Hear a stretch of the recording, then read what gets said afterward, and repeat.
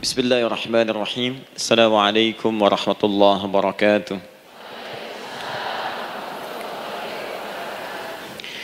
Baik, hari ini kita akan belajar. Saya akan cepat masuk kepada pembahasan karena waktu kita cukup singkat, tentang orang-orang yang dikabulkan doanya yang tersebut dalam Al-Quran khususnya dan sunnah-sunnah Rasulullah Sallallahu Alaihi Wasallam. Kita akan bagi pembahasan kita ke dalam 3 bagian. Pertama, kenapa kita mesti berdoa? Di poin pertama. Kenapa kita mesti berdoa? Yang kedua, bagaimana cara berdoa yang baik, yang cepat dikabulkan oleh Allah Subhanahu wa taala. Jadi yang pertama, mengapa kita mesti berdoa? Esensi doa itu apa, kan? Yang kedua, bagaimana cara berdoa yang sekiranya cepat dikabulkan oleh Allah Subhanahu wa taala. Dan yang ketiga, kita akan melihat ukuran pengabulan doa. Seperti apa doa itu dikabulkan. Karena nanti ada orang-orang yang tidak sadar sesungguhnya doanya sudah dijawab, tapi dia tidak menyadari itu. Bahkan merasakan doanya kok nggak dijawab-jawab gitu. Padahal Allah sudah menjawabnya.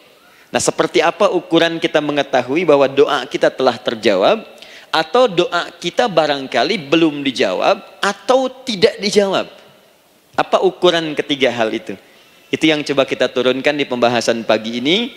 Mudah-mudahan dengan itu kita nanti akan lebih pandai bagaimana cara menyikapi doa dalam hidup, seperti apa doa dipanjatkan, kapan kita berdoa, dan kita tahu, oh ini hasil dari doa yang telah kita panjatkan. Sepakat sampai di sini? Baik ya, tinggal sepakat saja ya. Kan biasanya yang nerangkan saya, nulis saya, ngapus saya sampai selesai pula. Baik, ayo kita mulai. Bismillah. Mengapa kita mesti berdoa? Kita buka dulu ibu sekalian.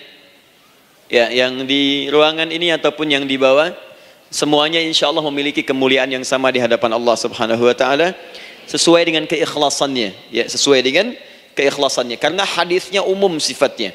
Man salaka tariqan yaltamisu fihi ilma sahhalallahu lahu tariqan ilal jannah. Siapa yang menyiapkan dirinya menempuh perjalanan dan dia meniatkan ingin belajar pengetahuan agama walaupun sedikit, maka dia akan dapat balasan dari Allah. Minimal setiap langkahnya akan dicatat meringankan langkah dia ke surga nantinya. Ya, dan di situ tidak disebutkan khusus bagi yang di dalam ruangan masjid. Lantai 2 lagi misalnya. Tidak.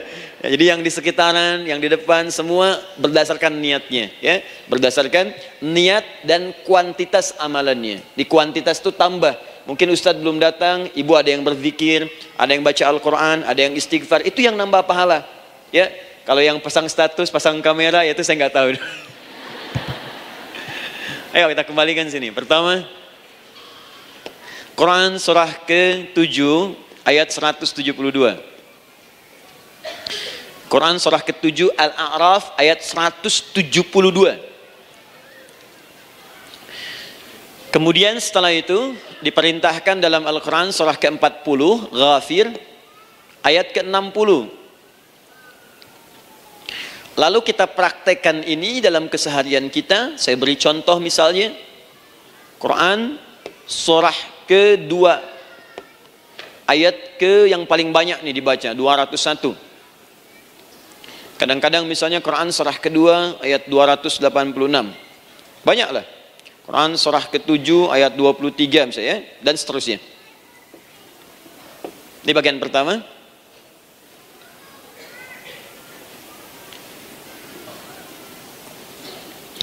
Bagian kedua, nanti kita akan belajar bagaimana cara berdoa yang baik yang dikabulkan.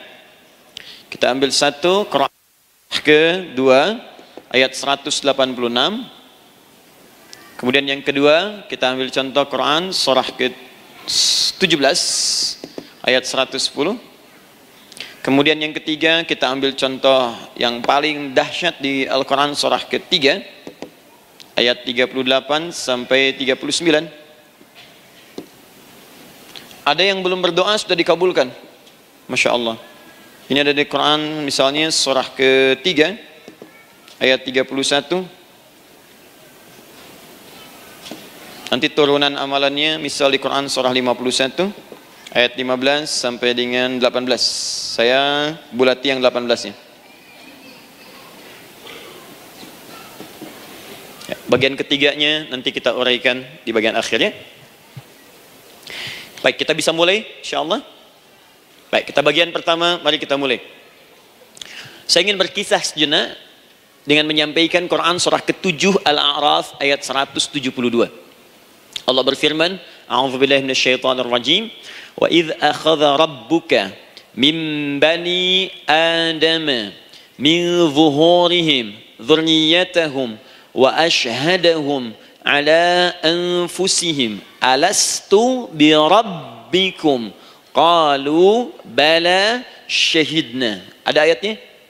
Baik ya, di Quran surah ke-7 Al-A'raf ayat 172. Wa idz akhadha rabbuka min bani Adam. Kata Allah, dan ingatlah, pahamilah, pelajarilah, dalamilah. Teman-teman sekalian, ingat kalimat idz itu, idz dalam Al-Quran, termasuk dalam bahasa Arab, itu bukan sekedar mengingat. Idz itu bisa mengandung arti memahami dengan dalam. Menganalisis. Ya, memaknai itu idz. Jadi bukan sekedar mengingat. Bukankah ibu kalau mengingat sesuatu berusaha mendalaminya? Ya, kalau nggak percaya saya tanya begini. Coba ibu ingat kemarin jam 5 sore ada di mana? Bukankah sekarang sedang mendalami sesuatu? Sedang mencari memori jam 5 sore kemarin ada di mana? Setelah itu dihimpun jadi sesuatu lalu disampaikan dengan terstruktur, dengan rapi. Oh, kemarin saya ada di sini, di sini, di sini, mengerjakan ini. Itu idz dalam bahasa Arab. Kalau di Al-Quran ada kalimat idz, itu berarti bukan sekedar kita diminta mengingat, tapi juga merenung, mendalami, memahami dengan dalam. Paham insyaallah? Baik, sekarang perhatikan. Nanti kalau ibu baca Al-Quran, maksud saya, ibu bisa menerjemahkan sendiri dan memahami dengan baik. Ya, misal kalimat idz pertama dalam Al-Quran misal ditemukan di Quran surah kedua ayat 30. Wa idz qala rabbuka lil malaikati inni ja'ilun fil ardi khalifah. Idz akan ditemukan. Nah, sekarang ayat tentang korelasinya dengan doa, kita buka Quran surah ke-7 tadi ayat 172. Wa idz akhadha rabbuk, dan pahami ya kata Allah, renungkan ya, maknai dengan dalam ketika Allah menyampaikan, membuat komitmen dengan semua anak cucu Adam tanpa kecuali. Semuanya. Ingat kalau ditemukan kalimat Bani Adam. Bani Adam disebutkan 7 kali dalam Al-Quran. Ya. Berapa kali? 7 kali. Kalimat Bani Adam. Bani Adam. Ini menunjuk pada semua keturunan anak cucu Adam sampai selesai kehidupan. Ya, dari Nabi Adam alaihissalam, kemudian pasangannya Sayyidah Hawa alaihissalam, kemudian keduanya mulai berumah tangga, melahirkan keturunan, diabadikan di Al-Quran surah keempat, ya, surah Ibu, ayat yang pertama. Ya ayyuhan nasu taqu rabbakumul ladzi khalaqakum min nafsin wahidah wa khalaqa minha zawjaha. Di situ kemudian ada Adam, zaujaha Hawa, ya. Wa batha minhuma rijalan katsiran wa nisaa. Dari situ turun keturunan laki-laki perempuan, laki-laki perempuan. Nanti menyebar, Bu, ya, menyebar. Ada yang ke Chicago, ada yang di Chicago, ada yang di Singaparna, ada yang di Singapura. Semua nyebar. Ya, di Sunda, dari Jawa sampai ke Sumatera, sampai Indonesia, sampai Nusantara, sampai Asia, Eropa, sedunia. Nanti penyebarannya disebutkan di Quran surah ke-49 ayat ke-13. Ya ayyuhan nasu inna khalaqnakum min dzakarin wa untha. Hai manusia, semua saya ciptakan ada 2 jenis. Kalau bukan laki-laki itu pasti perempuan. Jadi tidak ada yang ketiga. Ingat ya? Kalau bukan laki-laki siapa? Perempuan. Jadi tidak ada misalnya, maaf, laki-laki yang keperempuan-perempuanan, yang gerakannya melambai, ya, kata-katanya terlampau lembut misal, dan tidak ada pula perempuan yang perkasa, ya, terlampau kuat misalnya, melampaui batas-batas standarnya. Jadi kalau bukan laki-laki pasti perempuan. 2 saja. Jadi kalau misalnya masih ada yang bingung, tentukan dirinya, ya, dan lihat fitrahnya. Lihat fitrahnya. Baik, kemudian waja'alnakum syu'uban wa qabaila. Kami tempatkan kalian mungkin beda-beda tempat. Syu'ub, beda tempat. Ya, ada yang misalnya RT, RW, kecamatan, beda kampung, beda negara, sampai seluruh dunia. Wa qabail, satu tempat itu sukunya bisa beda. Coba ibu lihat misalnya, ya, di daerah Sumatera saja ada berapa suku? Di Sunda paling banyak suku, gitu ya? Banyak sekali. Jadi bisa lain-lain, bisa beda-beda. Nah, lita'arafu, semua saling mengenal, silakan. Nah, ketika semua tadi ditempatkan di semua pelosok dunia, baik laki-laki, perempuan, dari anak keturunan Adam, itu semua anak keturunan Adamnya disebut dengan satu nama saja dalam Al-Quran, yaitu Bani Adam. Jadi kalau kita mau cari keturunan kita, sampai ke asal mula kita, dari kita sekarang, itu semua akan tersambung kepada Adam alaihissalam. Puncaknya akan ke sini. Ya. Dan tidak akan nyasar kemana-mana, Bu. Ya, ada sebagian manusia nasabnya tidak ingin ke Adam, inginnya bergeser, sehingga mengatakan manusia berasal dari monyet katanya. Ya.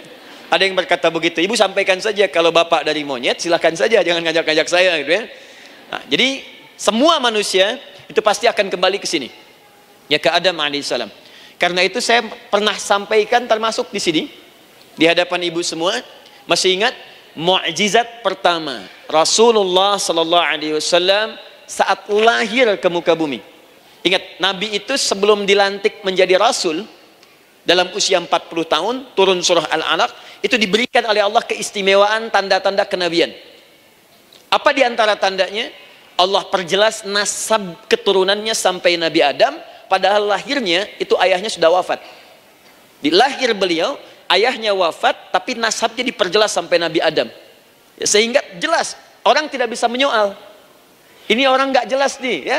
Kan suka ada begitu, Bu, ya. Tiba-tiba datang menerangkan sesuatu, siapa itu? Itu nggak jelas. Bahkan sekarang sering muncul statement, siapa sih Ustadz itu? Itu Ustadz nggak jelas. Ya. Nabi nggak bisa disoal, karena semuanya jelas. Nasabnya jelas, keturunannya jelas, kemuliaannya jelas, ilmunya jelas. Jadi kalau orang mau menyoal nggak punya peluang. Siapa kamu Muhammad? Saya jelas keturunannya. Muhammad SAW bin Abdullah, bin Abdul Muttalib, bin Hashim, bin Abdul Manaf, bin Qusay, bin Murrah, bin Kilab, bin Ka'ab, bin Ghalib, bin Fihir, bin Malik, bin Nadar, bin Kinana, bin Khuzaimah, bin Mudrika, bin Ilyas, bin Nizar, bin Mudar, bin Ma'ad, bin Adnan, bin Addi, bin Adri, bin Muqawwam, bin Nagur, bin Tarih, bin Ya'rub, bin Yasjub, bin Nabit, bin Ismail alaihissalam, bin Ibrahim alaihissalam, bin Azar atau bin Nakhur, bin Abir, bin Kinan, bin Arfakhshad, bin Sam, bin Nuh alaihissalam, bin Mikhlail, Matushala, bin Kinan, bin Anwas, bin bin Adam alaihissalam. Coba ulangi. Jelas. Jelas. Jadi orang nggak bisa nyoal, itu mukjizat, ya. Keistimewaan pertama sebelum Allah kemudian angkat menjadi nabi dan rasul di usia 40 tahun. Jadi kalau ibu ditanya, kamu jelas nggak? Jelas. Apa binnya? Bin Bani Adam. Itu bocoran dari Al-Quran. Ya, kalau ditanya keturunan siapa kamu? Adam. Tahu dari mana? Allah yang nyampaikan langsung. Apa kata Allah? Bani Adam. Jelas, ya? Baik. Jadi ini kembali kepada Adam alaihissalam. Nah, semua anak cucu Adam yang saya garis bawahi, sejak mulai terlahir itu sudah ada komitmen dari Allah dengan anak cucu Adam ini sebelum terlahir ke dunia. Sejak dalam kandungan. Jadi kalau ibu belajar hadis, misal, dulu saya pernah amanahkan kalau ibu mau belajar dasar-dasar, cari kitabnya Imam An-Nawawi yang Al-Arba'in An-Nawawiyah, 42 hadis. Hadis keempat, ya, paling kiri sebelah atas di kitabnya. Dari Abdullah bin Mas'ud radhiyallahu taala anhu, ya. Qala Nabi sallallahu alaihi wasallam bahwa shadiqul masduq. Nabi SAW pernah menyampaikan sedangkan beliau orang benar dan dibenarkan. Kapan perjanjian ini dibuat? Dalam usia kandungan 4 bulan. Dalam kandungan. Inna ahadakum yujma'u fi batni ummihi. Setiap kalian yang akan terlahir dari anak cucu Adam, kecuali Adam, Bu, ya. Ingat, kecuali Adam, kecuali Hawa, karena ini asal mula manusia keduanya. Tapi keturunan Adam dan Hawa akan mengalami proses yang sama. Dikandung dulu ibundanya, kemudian terlahir. Adam tidak dikandung, ingat, Adam tidak ada bapak, Adam tidak ada ibu. Langsung diciptakan wujudnya oleh Allah Subhanahu wa taala dari bahan dasar yang sama dengan manusia. Ya, karena itu saya pernah ditanya, pernah berdialog. Ya, Ustaz, ini spesial Nabi Isa ini. Ya, spesial. Yesus Al-Masih, Nabi Isa spesial. Karena itu diangkat sebagai Tuhan. Apa yang spesial? Kata beliau, karena ini bisa menghidupkan yang mati. Yang kedua, ini lahirnya beda dengan orang biasa. Bagaimana lahirnya? Tanpa bapak. Ibu saja tanpa bapak. Mana ada manusia yang lain seperti ini? Saya bilang, Adam lebih spesial lagi. Lahir tanpa ibu, tanpa bapak. Kenapa nggak jadi Tuhan? Tapi kan Adam nggak bisa menghidupkan yang mati. Dengan izin Allah, maaf, Nabi Ibrahim lebih canggih lagi. Buka Quran surah kedua, ayat 260, paling kiri sebelah atas. Wa idh qala Ibrahim rabbi arini kaifa tuhyil mauta qala awalam tu'min qala bala walakin inna qalbi. Ketika Ibrahim bermohon kepada Rabbnya, ya Allah, tolong tunjukkan kepadaku bagaimana cara menghidupkan yang mati. Kata Allah, kamu masih nggak yakin? Kata Ibrahim, saya yakin-yakinnya, cuma supaya hati saya tenang, membuktikan kepada yang lain tentang kuasamu. Kata Allah, gampang. Lalu Allah berikan kemudian satu ketentuan sama persis dengan Nabi Isa, cuman prosesnya lebih canggih. Kalau Nabi Isa tepuk mayatnya, bangun, bicara. Nabi Ibrahim kata Allah, nih ambil burung, potong-potong dulu, dicincang dulu. Sudah dicincang kemudian, mayatnya disimpan, jasadnya di tempat bukit yang berbeda. Kalau sekarang potong burung, simpan di bukit satu, jasad yang kedua simpan di bukit B. Kepalanya simpan di bukit A, ekornya simpan di bukit B, badannya simpan di bukit C. Panggil dengan nama Allah. Thummat uhunna ya'tina kasa'ya. Panggil bismillah dengan nama Allah, hidup. Sama persis dengan Nabi Isa. Dengan nama Allah biiznillah, hidup. Nabi Ibrahim biiznillah, dengan nama Allah hidup. Menyatu semuanya jadi satu. Psst. Kalau Nabi Isa kemudian ada yang menduga sebagai Tuhan, kenapa Nabi Ibrahim tidak angkat jadi Tuhan? Paham ya? Nah, ini menunjukkan bahwa ada pola pemikiran yang harus dikembalikan supaya benar cara memahaminya. Jelas sampai sini? Maaf saya sedikit agak lompat ya. Saya kembalikan kemudian, perhatikan sini. Inna ahadakum yujma'u fi batni ummihi. Karena itu semua anak cucu Adam, beda dengan Adam, akan proses lahirnya dikandung dulu di perut ibundanya. Fokus baik-baik. Arba'ina yauman nutfah, 40 hari pertama baru kemudian proses antara spermatozoa dengan ovum berproses. Thumma yakunu mithla dzalika, kemudian alaqah, 40 hari yang kedua jadi alaqah, zigot yang menempel di dinding rahim. Thumma yakunu mithla dzalika mudghah, 40 hari ketiga berbentuk mudghah, sudah mulai berbentuk daging sekeratan, ada bentuknya. Dan usianya sudah 4 bulan, 40 hari ketiga, 120 hari. 120 hari. Thumma yursalu ilaihil malak, kemudian diutuslah malaikat, fayanfukhu fihi ruh, maka ditiupkan roh ke dalamnya. Jadi ingat, kalau di antara sini, di antara kita ada ibu misalnya yang tengah hamil, tengah mengandung, ingat baik-baik, atau keluarganya, kerabatnya, usia 4 bulan itu roh sudah ditiupkan. Di kandungan sudah ada rohnya. Hati-hati ya. Berapa bulan? 4 bulan. Karena itu nanti ada ayat dalam Al-Quran, Quran surah ke-7 ayat 189. Di posisi ini harus banyak berdoa dan beramal soleh. Ingat ya, berdoa, beramal soleh, minimal minta kepada Allah. Da'awallaha rabbahuma la in ataitana salihah lanakunanna minasyakirin. Minta banyak kepada Allah, ya Allah jadikan anak saya anak yang soleh, jadikan anak saya anak yang soleh. Dari usia itu 4 bulan sampai ke atas menjelang lahiran. Nanti diiringi oleh amal soleh kedua orang tuanya. Ini sudah penelitian dokter muslim, khususnya di Asia Tenggara. Saya diskusi dengan seorang dokter muslim, ternyata ada korelasi amal soleh yang dikerjakan kedua orang tua, ayah dan bunda, atau calon ayah dan bunda, kepada anak yang sedang dikandung, yang belum dilahirkan. Jadi kalau orang tuanya rajin baca Al-Quran, itu berpengaruh ke anak, Bu. Dan penelitian terkini, itu mempercepat anak itu menjadi seorang penghafal Quran ketika lahir. Ya, pernah satu kali dibacakan Al-Quran, posisi janin itu berubah. Seperti sujud gitu. Itu penelitian sudah di MRI waktu itu dilihat ya, kelihatan. Jadi ada korelasi antara kesolehan orang tua dengan kesolehan anak yang sedang dikandung. Hati-hati ya. Tapi yang penting diketahui adalah dalam usia kandungan 4 bulan itu disebutkanlah isyarat di Quran surah ke-7 ayat 172 terjadi perjanjian komitmen dengan Allah Subhanahu wa taala. Apa perjanjiannya?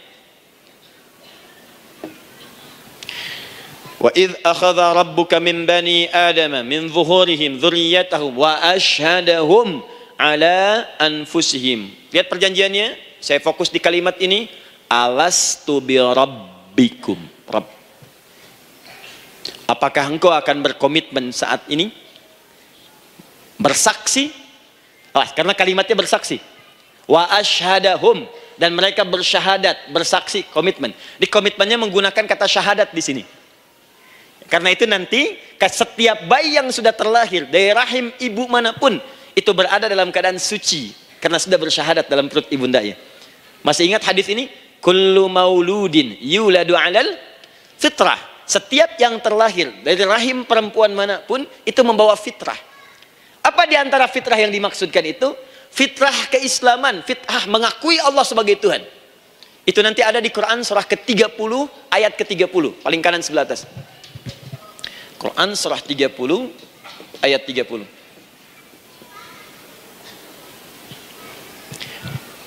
Fa'aqim wajhaka lid-dini hanifa.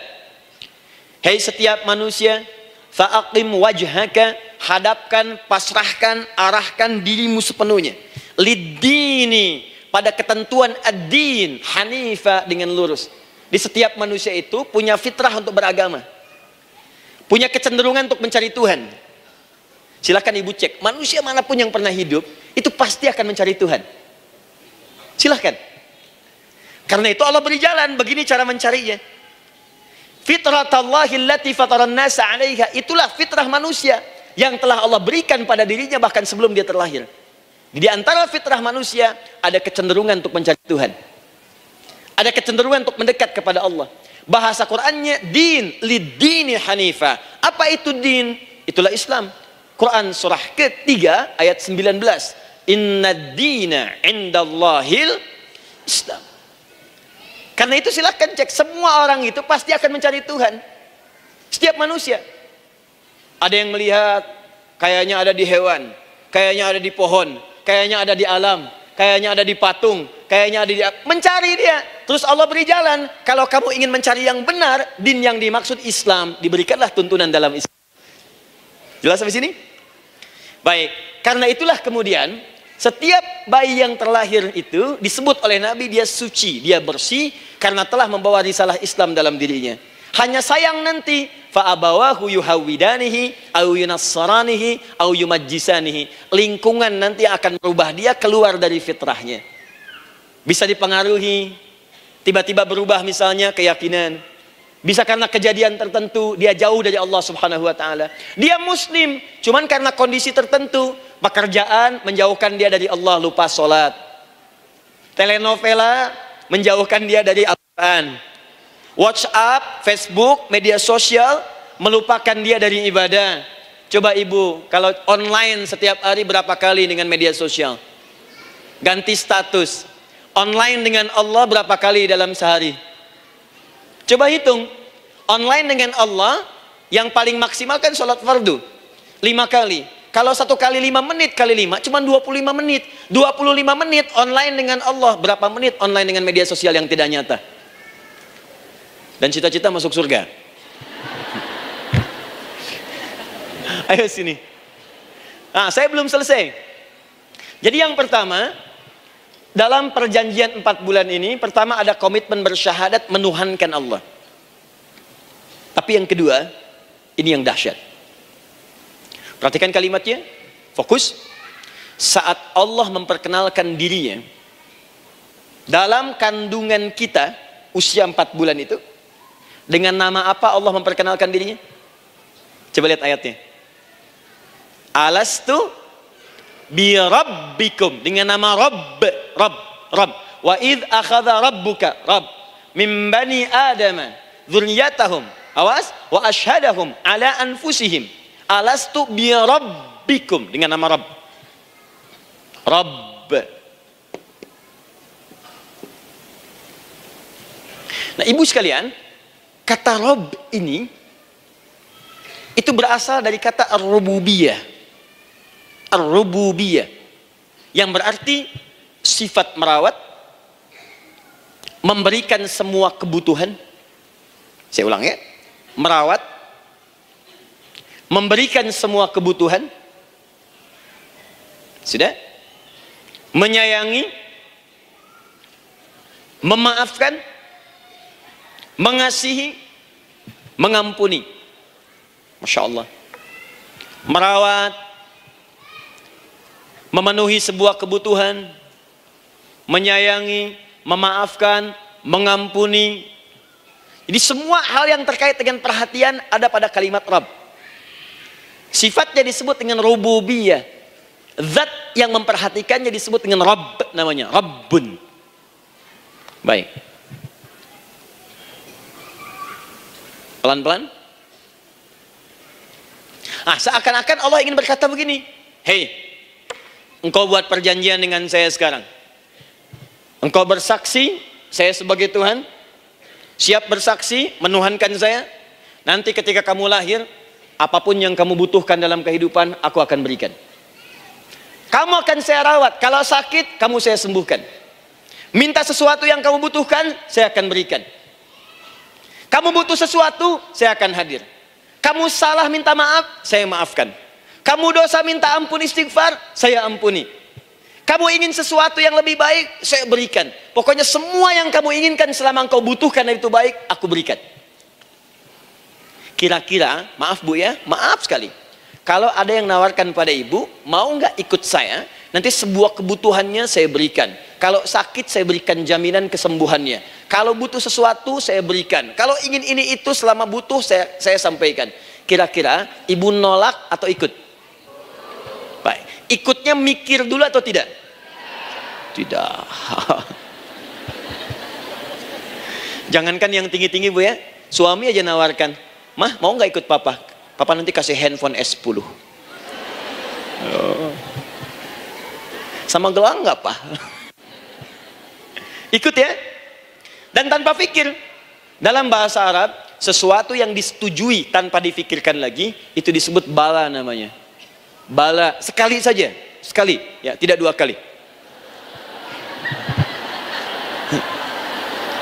Tidak ditambah, tidak dikurangi. Ingat, kalau Allah sudah sampaikan kalimat, jangan tambah, jangan kurangi, ya. Bala, tidak ditambah nga, tidak disebutkan dua kali. Bala. Ya. Bala itu artinya siap. Ya. Tanpa pikir. Karena memang nggak ada yang dipikirkan lagi. Apa yang mau dipikirkan? Semua kebutuhan dikasih. Semua keinginan dikabulkan sepanjang baik. Kalau sakit ada jaminan disembuhkan. Dikasihi, disayangi, salah dimaafkan. Ya, kalau dosa diampuni, apalagi yang kurang, nggak ada aib, nggak ada yang kurang, sempurna semua. Kita katakan bala tanpa fikir. Karena itu, perhatikan, setiap kita kemudian, ibu sekalian, datang terlahir ke bumi, mengalami kehidupan, fitrah kita setiap mendapatkan kebutuhan, kita akan menyebut nama Allah Subhanahu wa Ta'ala dengan nama yang telah dijanjikan itu. Silakan ibu cek. Bukankah ibu ketika ada kesulitan memohon kepadanya? Ya Allah, tolong sembuhkan ya Allah. Ya Allah, lancarkan ya Allah. Ya Allah, sukseskan suami saya. Ya Allah, tenangkan kehidupan rumah tangga kami. Ya Allah, anugerahkan solusi. Ya Allah, sembuhkan ibu saya. Semua minta kan? Dan dahsyatnya, ketika ibu memohon kepada Allah itu, ibu gunakan kalimat yang telah disepakati ketika Allah sampaikan kepada kita. Rabb, Rabb, Rabb. Perhatikan, kalau ibu berdoa, doa apa paling favorit? Rabbana atina fid dunya hasanah, fil akhirati hasanah, wa qina. Doa apa itu? Sapu jagat. Bu bayangkan, Nabi aja nggak tahu tuh istilah itu sapu jagat. Ibu tahu? Wah, Masya Allah, Indonesia kreatif. Luar biasa. Ada doa sapu jagat, nggak ada doa sapu nggak ada jagatnya, ada doa jagat nggak ada sapunya. Pokoknya luar biasa lah. Ya. Ya. Lihat, bukankah kalimatnya dibuka dengan Rabb? Rabbana atina fid dunya sana. Rabbana zalamna anfusana wa illam taghfir lana wa tarhamna lanakunanna minal. La yukallifullahu nafsan illa laha ma kasabat wa 'alaiha mak. Perhatikan, Rabbana la in nasina Rabbana Rob, Rob, Rob, Rob, Rob. Ini ayatnya. Sepuh jagat, Quran surah 2 ayat 201. La yukallifullah, Quran surah 2 ayat 286. Rabbana zalamna, Quran surah 7 ayat 23. Yang ingin saya sampaikan, setiap kita butuh sesuatu, kita menyebut namanya dengan kalimat Rabb. Kenapa kita katakan Rabb? Karena Allah sendiri menyebutkan dengan kalimat Rabb. Alastu bi rabbikum, saya nanti adalah Tuhan yang akan memperhatikan kalian, menyayangi kalian. Saya Tuhan yang akan merawat kalian, memberikan semua kebutuhan. Makanya ibu tuh kalau ada persoalan nagih seakan-akan ke Allah. Ya Allah, kan engkau yang berjanji kepada saya. Engkau yang berjanji, engkau yang menepati ya Allah, karena engkau Tuhan. Kalau manusia, dia berjanji, dia yang mengingkari. Dia awali, dia yang akhiri. Tapi engkau beda ya Allah. Kenapa? Engkau berjanji, engkau yang menepati. Quran surah ketiga ayat 9. Innallaha la yukhliful mi'ad. Engkau yang berjanji, engkau yang menepati. Engkaulah awal dan akhir dari semua hal. Engkau mengatakan saya Rabb yang akan memberikan semua kebutuhan. Sekarang saya butuh ya Allah. Engkau berjanji akan menyembuhkan, sekarang saya sakit ya Allah. Engkau berjanji akan memberi solusi, sekarang saya sedang punya masalah ya Allah. Engkau berjanji akan memberikan kesuksesan, sekarang saya sedang menapaki itu ya Allah. Makanya ibu sebutkan kalimat Rabb, Rabb, Rabb, Rabb. Jadi sesungguhnya doa itu adalah fitrah dari setiap manusia, karena mulai dibangun komitmen sebelum dia dilahirkan ke muka bumi. Jadi kalau kita bicara tentang doa, doa itu fitrah kehidupan bagi setiap manusia. Hidup. Sekaligus penanda komitmen yang membedakan antara Khalik dengan makhluk, hamba dengan Allah, manusia dengan Tuhan. Kan Allah katakan saya Rabb ya, saya yang ngasih, saya yang Tuhan. Berarti kita yang makhluk kan, kita yang butuh kan. Allah yang memberi, kita yang butuh. Untuk membedakan mana yang butuh, mana yang ngasih, maka pembedanya adalah doa. Jadi kalau ada manusia yang nggak pernah doa selama hidup, itu tandanya ada yang salah dengan kehidupannya. Karena seakan-akan dia nggak butuh Tuhan. Sebab perbedaan manusia dengan Tuhan itu sebelum lahir, salah satunya ditunjukkan dengan sifat butuh kita kepada Allah. Makanya sekaya-kayanya orang itu pasti berdoa. Manusia paling kaya di muka bumi pun kalau besoknya mau ada pekerjaan atau proyek, dia berdoa dulu tuh. Ya Tuhan, tolong lancarkan proyek ini. Butuh. Pejabat setinggi-tingginya, kalau sudah mau mulai kemudian ada pemilihan, kalau mulai ada kebijakan, kalau mulai ada apapun berdoa juga. Itu tandanya butuh. Butuh. Di setiap manusia itu pasti butuh dengan Allah. Karena itu kalau ada manusia yang nggak pernah berdoa selama hidupnya, itu langsung mendapatkan kecaman dari Allah dan dijamin akan masuk neraka yang paling dalam. Karena seakan-akan dia sudah nggak butuh dengan Allah. Saya ulang ya, saya ulang. Doa itu fitrah hidup manusia yang sekaligus menunjukkan statusnya sebagai hamba. Jadi kalau ibu update status di media sosial, mulai sekarang tuliskan hamba. Hamba. Sudah. Mau sifatnya apapun tetap hamba. Ya, mau pejabat, mau orang kaya, mau cukup, mau macam-macam, mau ustadz, mau syekh, mau habib, tetap ujungnya hamba. Dan butuh penghambaan itu diwujudkan dalam bentuk doa. Muncullah Quran surah ke-40 ayat ke-60. Wa qala rabbukum, Rabb, selalu Rabb. Wa qala rabbukum ud'uni astajib lakum. Innal ladzina yastakbiruna an ibadati, awas, sayadkhuluna jahannama dakhirin. Allahu akbar. Dan Rabbmu berfirman, mengingatkan kembali kepada kalian semua, hei hamba-hambanya, kalau ada kebutuhan, kalau ada masalah, kalau ada permintaan, kata Allah, ayo doa sama saya, minta. Kan kita sudah bikin perjanjian. Makanya Allah katakan kalau punya masalah bu, berdoa, bukan mengeluh. Kalau punya persoalan bu, berdoa, bukan bikin status. Rasanya aku tidak sanggup, ditulis di Facebook. Ngapain? Terus kalimat Allahnya pun jelas. Minta kepadaku, bukan mengeluhkannya. Kamu tidak seperti yang aku kira. Nungguin komen. Sambil masak, celing ada satu. Ece kunaon. Makin meluas masalah. Untuk abi mas sabar. Sudah. Paham ya? Jadi ini kaidah hidup yang pertama. Sebetulnya sederhana, cuman jarang digunakan gitu. Sederhana, cuman jarang dipakai. Kata Allah kan, kamu doa itu, saya kasih ketenangan. Jadi Bu, gini, doa itu manfaatnya, walaupun solusi belum datang, tapi hati tenang. Tenang. Jadi kalau mau curhat-curhat sama Allah, sampaikan, minta, mohon, berikan. Minimal tenang. Saya kasih rahasia ya. Ini di antara kita saja nih. Lihat sini. Saya hapus dulu deh. Bismillah. Masya Allah. Mau ngapus sendiri, nulis sendiri, penghapus, lari sendiri.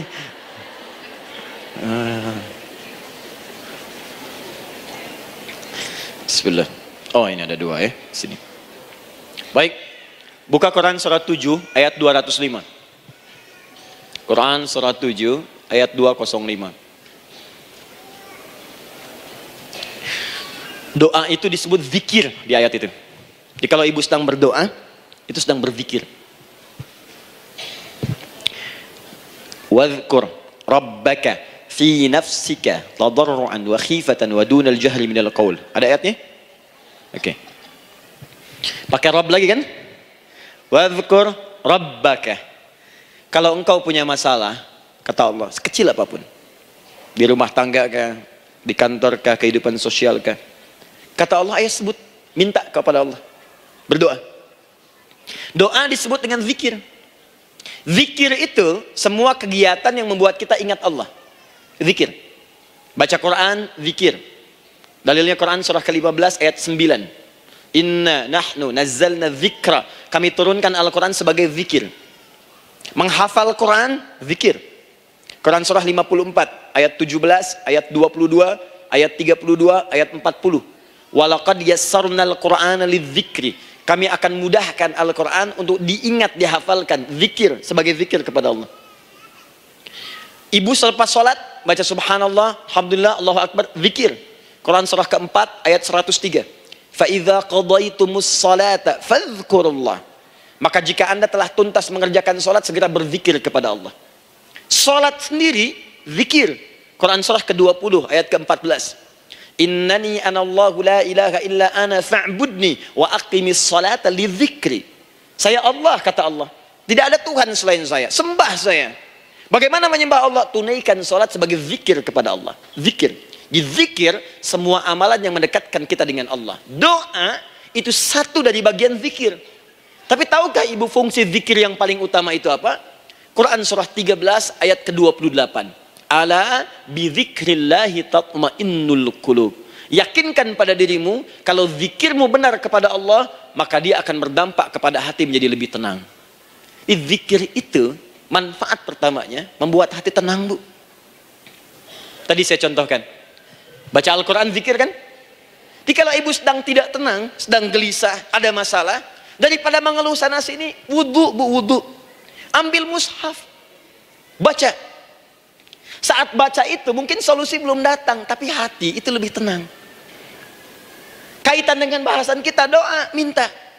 Doa. Jadi kalau orang punya masalah itu, kalau berdoa, walaupun solusinya belum datang, walaupun kemudian jawabannya belum tiba, minimal hati ibu itu tenang. Ini dia. Kan surah 13 ayat 28. Rumus ini pakai. Gunakan dalam hidup. Karena yang tahu kehidupan kita itu Allah yang menciptakan kita. Yang tahu pesawat, yang bikin pesawat. Yang tahu handphone, yang bikin handphone. Yang tahu mikrofon, yang bikin mic-nya. Yang tahu kita, yang menciptakan kita. Ikutilah petunjuk Allah yang menciptakan kita, maka akan langsung terasa manfaatnya. Ibu tidak percaya, silahkan lakukan. Rasakan bedanya, bedakan rasanya, dan pasti akan terasa bedanya. Akan lain. Tuh. Doa. Tapi ingat, yang paling penting kata Allah, doa itu bukan sekedar penting permohonannya, tapi menunjukkan status kita sebagai hamba di hadapan Allah Subhanahu wa taala. Jadi kalau ada orang selama hidup tidak pernah berdoa, artinya dia mengingkari statusnya sebagai hamba di hadapan Allah Subhanahu wa taala. Mau menyejajarkan diri dengan Tuhan. Kan yang tidak pernah meminta itu Tuhan. Allah yang memberikan. Kalau manusia beda pasti minta. Artinya kalau ada manusia nggak pernah minta, seakan-akan bahasa halusnya kamu ini ngaku jadi Tuhan.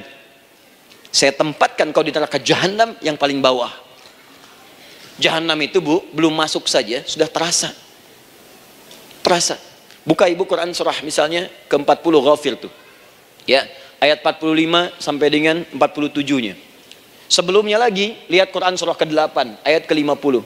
Itu penghuni neraka Bu, yang bukan jahanam saja, penghuni neraka itu kalau mau meninggal itu dipukulin dulu malaikat. Depan belakangnya. Ayo, kamu keluar. Lama amat keluarnya rohnya katanya. Takut karena nggak punya bekal. Kan maaf ya, kaidah mengatakan orang nggak punya bekal itu takut pulang, apalagi orang merasa salah. Anak ibu berbuat kesalahan, mau pulang takut kan? Takut. Jadi kalau ada anak takut pulang, salah dia. Salah.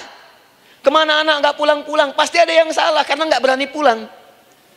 Jangankan salah, nggak punya bekal saja, malu pulang. Lihat ibu waktu Ramadan usai, mau mudik, Idul Fitri. Kan pada mudik kan? Kenapa mau mudik dan senang mudik? Karena punya bekal Bu. Dikumpul-kumpulkan tuh selama 11 bulan. Untuk 1 bulan saja. Itu pun paling berapa hari. Kumpulin. Terus telepon keluarga. Insya Allah aku pulang hari ini. Wah senang semuanya. Padahal mudiknya cuma pakai motor Bu. Motornya bebek, bekalnya singa. Serius saya, motor bebek bekal singa. Ada kardus belakangnya. Tulisin. Terus tambah pelepah pisang buat begini. Belakangnya ditulisin, aku pulang sayang. Jalan, mudik. Terus yang di rumah kan senang nerimanya. Kenapa? Karena ada yang pulang dan bawa bekal. Saya pernah tanya pada seseorang, kenapa anda nggak mudik? Nggak ada bekal Ustadz, nggak ada bekal, malu pulang. Kebayang nggak saat pulang menghadap Allah nggak punya bekal? Malu pulang, apalagi punya banyak salah. Jadi nggak mau keluar rohnya. Malaikatnya geram, dipukulin sama malaikat, pukul depannya, pukul belakang. Kamu ini cepat keluar. Keluar. Malu pulang. Tapi kalau punya bekal enak. Dan yang nyambut langsung malaikat. Bahkan nanti ada satu amalan saat dikerjakan, itu orang ini sudah masuk surga, tapi semua malaikat di semua pintu surga yang 8 itu datang mengunjungi dia mengucapkan selamat. Itu ada di Quran surah 13 ayat 24. Salamun alaikum bima sabartum fa ni'ma uqbaddar. Selamat ya saat di dunia sabar mencari bekal, dan ini bekal terbaik yang kamu dapatkan, silahkan nikmati surga yang kamu rindukan itu. Ini nikmatnya tempat yang pernah nanti kamu kunjungi. Dan tinggal abadi di situ. Yang nyambut malaikat. Bayangkan semua malaikat Bu, semua malaikat dari pintu surga datang nyambut dia. Wah, Masya Allah, malaikat Jibril, Israfil, malaikat maut. Maaf ya, dicabut kemarin. Biasa, selamat. Dunia aja kalau ada yang nyambut senang kan? Rumah dicet, datang, sambut depan rumah, semua hidangan ada. Masya Allah. Bahkan yang tidak ada jadi ada. Luarnya kongwan, dalamnya rangginang gitu kan. Wah, muncul semua. Paham ya? Jadi ini bagian pertama.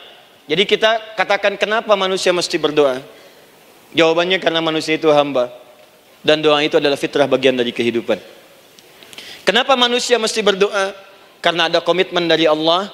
Setiap dia mendapatkan sebuah persoalan, maka Allah akan jawab dan berikan jawaban dari semua persoalannya. Jalan mendapatkan jawaban itu adalah doa. Kenapa manusia mesti berdoa? Karena dia butuh dengan Allah. Dan puncaknya, kenapa dia mesti berdoa? Karena Allah ingin membahagiakan kehidupan dunianya sebelum sampai keabadiannya di akhirat. Jadi ketika kita berdoa, sebetulnya kebaikan untuk kita karena Allah ingin kita bahagia. Ingin mudah hidupnya. Jadi kalau ada orang nggak berdoa, sesungguhnya dia sedang menyulitkan diri sendiri dalam kehidupan dunianya sampai ke akhiratnya. Jelas sampai di sini? Masya Allah. Alhamdulillah. Baik, kalau sudah paham, saya hapus ini, kita masuk bagian yang kedua. Hapus lagi. Sab Muslimah edisi ke-15. 15 kali datang sendiri, nangis sendiri. Nulis sendiri, ngapus sendiri. Masya Allah. Tinggal lihat, catat, masuk surga. Masya Allah. Alhamdulillah. Baik. Baik. Sudah? Alhamdulillah. Saya ingin setiap pembahasan kita dipahami ya. Saya tidak menyukai kalau datang melihat tapi nggak paham gitu. Ya, dengar tapi nggak paham. Saya tidak ingin satupun keluar dari sini kecuali paham. Ya. Ibu paham? Paham Ustaz. Pada pamit ya, silahkan. Apa yang ibu pahami? Doa. Ya. Dah. Nah, sekarang masuk bagian kedua. Bismillah. Kalau sudah mengerti yang tadi, persoalannya adalah bagaimana cara kita memohon kepada Allah. Itu dia. Bagaimana cara kita meminta? Kata Allah, kamu kalau punya masalah, minta. Ya Allah, caranya bagaimana? Karena sesuatu yang dikerjakan tanpa ilmu dan tidak tahu caranya, itu bisa keliru. Hidup itu menyembah Allah tidak cukup dengan iman, Bu. Mesti pakai ilmu. Iman saja sekalipun kuat tanpa ilmu, itu bisa salah. Kuat ingin mendekat kepada Allah. Ya Allah, aku ingin ibadah, aku ingin ibadah. Kuat. Saya punya kawan dulu di pesantren. Tahun kedua, dia sudah berubah. Ya, tadinya orang tuanya melihat anaknya, Masya Allah, tiba-tiba ada perubahan. Senang ibadah, Bu. Malam-malam dia bangun. Ini kisah nyata, saya alami sendiri. Masya Allah, saya senang sekali. Kita saling doakan, dia bangun malam tahajud. Bangun jam 2, Anda bayangkan. Yang sebelumnya menjelang subuh atau apa. Ini malam Jumat lagi, malam libur. Malam libur biasanya santri itu kebanyakan ada yang keluar, ada yang main, ada yang macam-macam. Ini dia malam tahajud. Jam 2 bangun. Saya bahagia sekali. Udah bangun, sholat, selesai. Cuman pas waktu mau subuh, kok saya lihat tidur. Saya bangunkan kan. Fulan, bangun. Oh iya, kata. Iya, oh mungkin nanti mau nyusul. Saya pikir istirahat dulu. Saya ke masjid lah. Udah ke masjid, dah selesai. Kita diskusi di masjid, selesai. Semua pulang saya jam 7. Saya lihat masih tidur juga. Barangkali dia sudah tadi sholat mungkin di kamar, nggak sempat ke masjid karena capek. Tapi saya lihat kok posisinya nggak berubah. Di situ juga. Akhirnya setengah jam saya tunggu, saya bangunkan. Bangun. Bangun. Kenapa Adi, katanya? Saya kira antum belum sholat subuh ya? Adi gimana sih? Kan udah saya jama dengan tahajud tadi. Udah saya jama dengan tahajud. Jadi memang kekuatan imannya lagi tinggi, cuman ilmunya kosong. Ini yang bahaya. Besok-besok kalau orang kayak gini salat subuh bisa 4 rakaat. Ya. Karena itu berdoa penting, cuma kita mesti tahu caranya. Yuk kita mulai bagian pertama. Quran surah kedua ayat 186, paling kiri sebelah bawah. Sudah? Wa idza sa'alaka ibadi anni fa inni qarib. Fokus. Kata Allah, kalau hamba-hambaku Muhammad SAW bertanya kepadamu, minta petunjuk untuk mencari-cari aku. Tuh Bu, coba lihat. Ayat doa dibuka lagi dengan kalimat hamba. Untuk menegaskan status kita. Jadi kalau ditanya, kita siapa di hadapan Allah? Hamba. Makanya nggak usah sombong. Jangan sombong, karena kita cuma hamba. Karena itu ketika Korun sombong, Korun tuh manusia terkaya yang pernah hidup di bumi. Hartanya Bu, ini saya kasih bocoran sedikit, kunci berangkasnya saja, kemana-mana itu suka dibawa, dipikul paling sedikitnya 8 bodyguard, cuman bawa kunci berangkas saja begini. Di Korun pengen ngasih tahu, kalau ada yang pengen nyuri di tempat saya silahkan aja, ini aja bodyguard saya ngangkat kuncinya susah. Korun. Jadi kalau Anda tidak sekaya Korun, jangan ikutan sombong, telat. Telat, gak ada kerjaan, sudah ada yang lebih kaya. Ya. Dan apa yang terjadi? Fakhosabna, kata Allah, kami telan. Likuifasi. Telan oleh bumi semua. Dengan kekayaannya semua habis. Jadi ketika ada seseorang yang lupa dengan statusnya sebagai hamba, maka Allah akan memberikan pelajaran kepadanya untuk taubat. Kalau nggak mau taubat juga, telan habis. Untuk menunjukkan kamu tuh bukan Tuhan, saya Tuhannya. Maka jangan ikutan sombong. Kalau ada yang perlu punya Ferrari, Lamborghini, Lamborghini, ya, wow, bikin rame di jalan, cuman nggak update status, kasih tahu, maaf mas, telat. Itu gambaran hidup. Dan ingat, setiap dibuka dengan kalimat permohonan, itu kalimatnya hamba. Hambaku, hambaku, hambaku. Termasuk mau minta taubat, hamba. Quran surah 39 ayat 53. Qul ya ibadiyalladzina asrafu ala anfusihim la taqnatu min rahmatillah. Katakan Muhammad pada hambaku yang merasa banyak dosa, pengen berdoa minta taubat. Kata Allah, hamba. Saya terima taubatnya, hamba. Ini ya. Ini pun adab yang pertama dari Al-Quran. Adab yang pertama, kalau kita ingin berdoa dan doa itu cepat ingin dikabulkan, maka berdoalah dengan cara menghamba di hadapan Allah Subhanahu wa Ta'ala. Jangan merasa tinggi.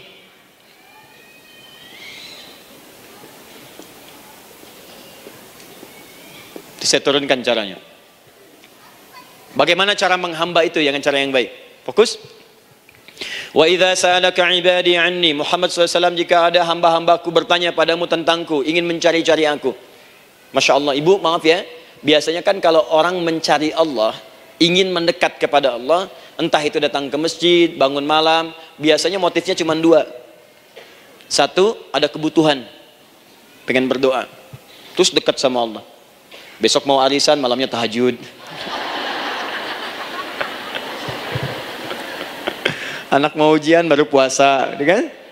Suami ada proyek, nah, baru baca Quran, kan? Terus itu biasa itu, biasa. Jadi fitrah bu. Tumben jeng tahajud, fitrah. Itu biasa itu. Ya. Yang kedua, taubat dari maksiat. Taubat. Seorang taubat ke masjid, bangun malam, doa, itu biasa. Jadi kalau ada seperti itu tandanya kita hamba normal manusia. Fa inni qarib, kata Allah, katakan Muhammad SAW, katakan kepadanya, janganlah mencari, aku dekat. Dekat, jangan mencari, aku dekat. Jadi bu, ketika kita butuh Allah, langsung jawab oleh Allah. Kamu mau apa? Aku dekat. Itu secara psikologi memberikan ketenangan yang paling dalam. Saya belum datang di sini sampai jam 8. Ibu tanya panitia, ustadznya mana sih? Ukti, ustadznya mana? Jawaban pertama misalnya, ini belum jelas nih ustadznya. Gak ada kabar. Yang kedua mengatakan, tenang saja, ustadz sudah dekat. Maka yang kedua itu lebih menenangkan kepada kita. Ketika ibu mencari, ya Allah, saya sedang ada masalah, langsung dijawab oleh Allah. Tenang, aku dekat denganmu. Mau minta apa? Itu bu, jadi kalau ibu sedang punya persoalan, psikologi Al-Quran mengatakan, langsung merasakan Allah itu bersama kita, dekat, menunggu kita mau minta apa.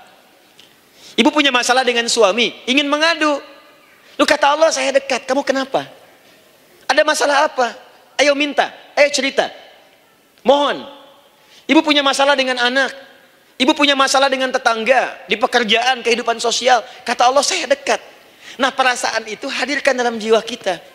Ini sekarang jarang didapatkan. Jadi kalau ada masalah itu, hal pertama yang dilakukan itu belum ingat Allah itu masalahnya. Di kebanyakan manusia itu kalau punya masalah, selalu ingin yang pertama itu solusinya. Bukan Allahnya. Kan pemilik solusinya Allah. Jadi kalau kita ingat pada yang memiliki, maka apapun yang kita minta akan diberikan. Bahkan ada orang yang saking ingatnya dengan Allah, sebelum minta sudah dikabulkan. Itu yang dahsyat. Nah, sekarang setelah kita paham tentang kedekatan ini, kemudian kita praktekkan. Jadi bu, ya maaf ya, ketika ibu punya masalah apapun, yang pertama diingat Allah. Allah, Engkau telah berjanji, Engkau pasti akan tepati. Ya Allah, sekarang aku ada persoalan. Nah, sekarang teruskan ayatnya. Ujibu da'watad da'i idza da'an. Ujiba.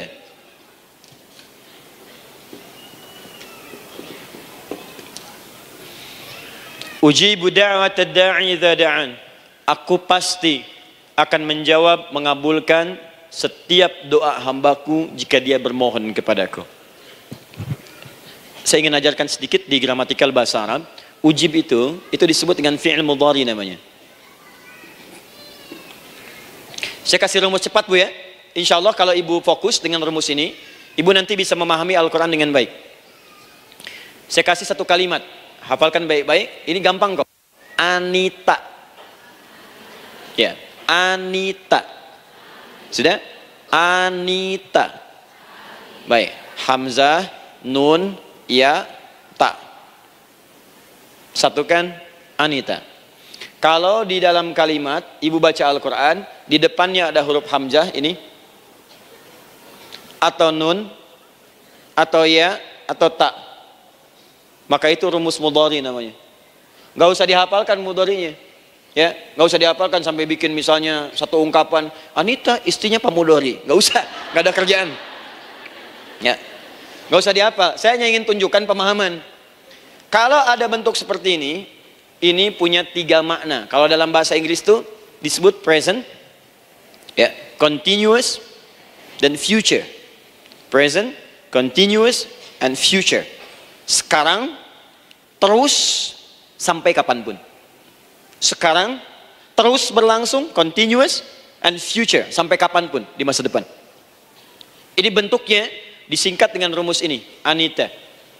Di dalam konteks pengabulan doa, kata Allah, ketika saya akan kabulkan. Kalau kamu punya masalah, kamu berdoa, saya akan kabulkan. Nah, kalimat Allah saya akan kabulkan ini, bentuknya menggunakan mudhari.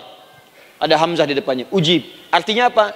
Kalau ibu sekarang berdoa, saya akan kabulkan, kata Allah. Terus kamu berdoa, saya akan jawab. Nanti pun punya masalah di masa depan, kamu berdoa, saya jawab juga.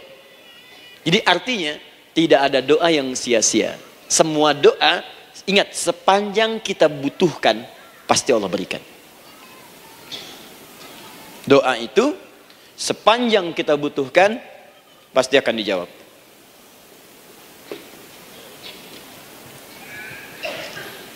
Nanti kapan dijawabnya, seperti apa jawabannya, nanti bagian ketiga.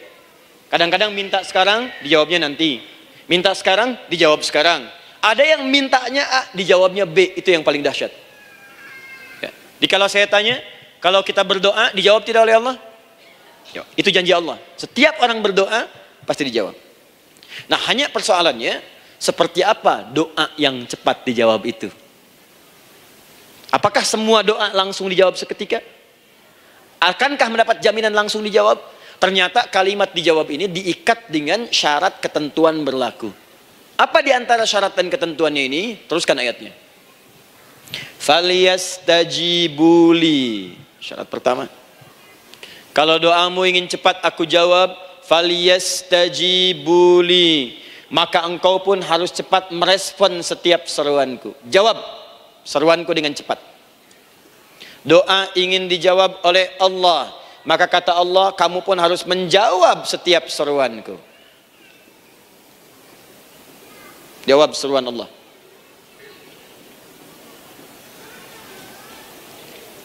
Ayo respon, adil.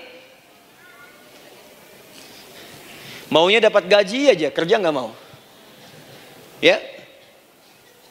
Apa ibu pikir duduk manis, santai di ruangan tengah, tiap bulan suami datang berikan uang belanja? Belum tentu. Kalau sikap tidak bagus, ya interaksi tidak mulia, maka belum tentu itu didapatkan. Maka syarat pertama kata Allah, kalau doamu ingin cepat aku jawab, maka setiap aku seru, cepatlah engkau kemudian kerjakan dan jawab itu. Jadi ternyata seruan Allah itu terkait berkelindan dengan pengabulan doa. Jadi ketika ibu diseru oleh Allah, diminta diperintahkan sesuatu oleh Allah, sebetulnya itu kunci untuk mendapatkan jawaban doa kita, Bu. Dipanggil kita, ayo cepat datang ke sini, mau minta apa? Minta, saya kasih. Apa di antara kunci doa itu, Ustaz? Yuk kita lihat. Adalah jawaban dari seruan Allah. Apa di antara seruan Allah itu? Saya beri contoh satu misalnya. Allah perintahkan kita untuk sholat.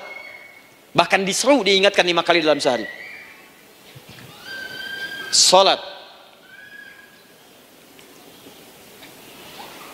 Bukankah kita diseru, Bu? Dipanggil 5 kali sehari untuk sholat? Allahu Akbar, Allahu Akbar. Ya?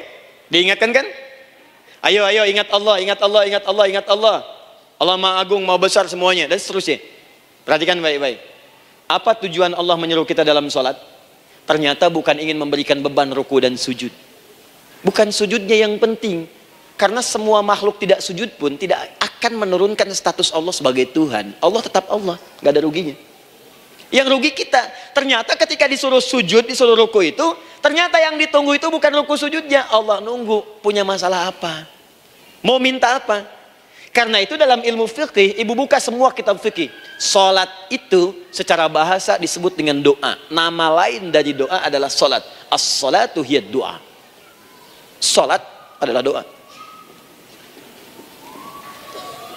Karena itu semua bacaan dalam salat doa semua. Coba lihat. Baru takbir Allahu Akbar, doa iftitah. Al-Fatihah doa, Bu. Jangan dikira Al-Fatihah nggak ada doanya. Nih, nanti saya berikan cepat ya. Ini highlight dulu. Highlight dulu. Dalam salat itu ada 4 keadaan. Ingat ini baik-baik. Nanti ibu manfaatkan, minimal zuhur lakukan. Ada berapa keadaan? 4. Ada 4 posisi, 4 keadaan dalam salat. Yang kalau ibu berdoa benar, meminta di situ dengan benar, itu seketika akan dikabulkan. Seketika. 1, saat berdiri. Berdiri.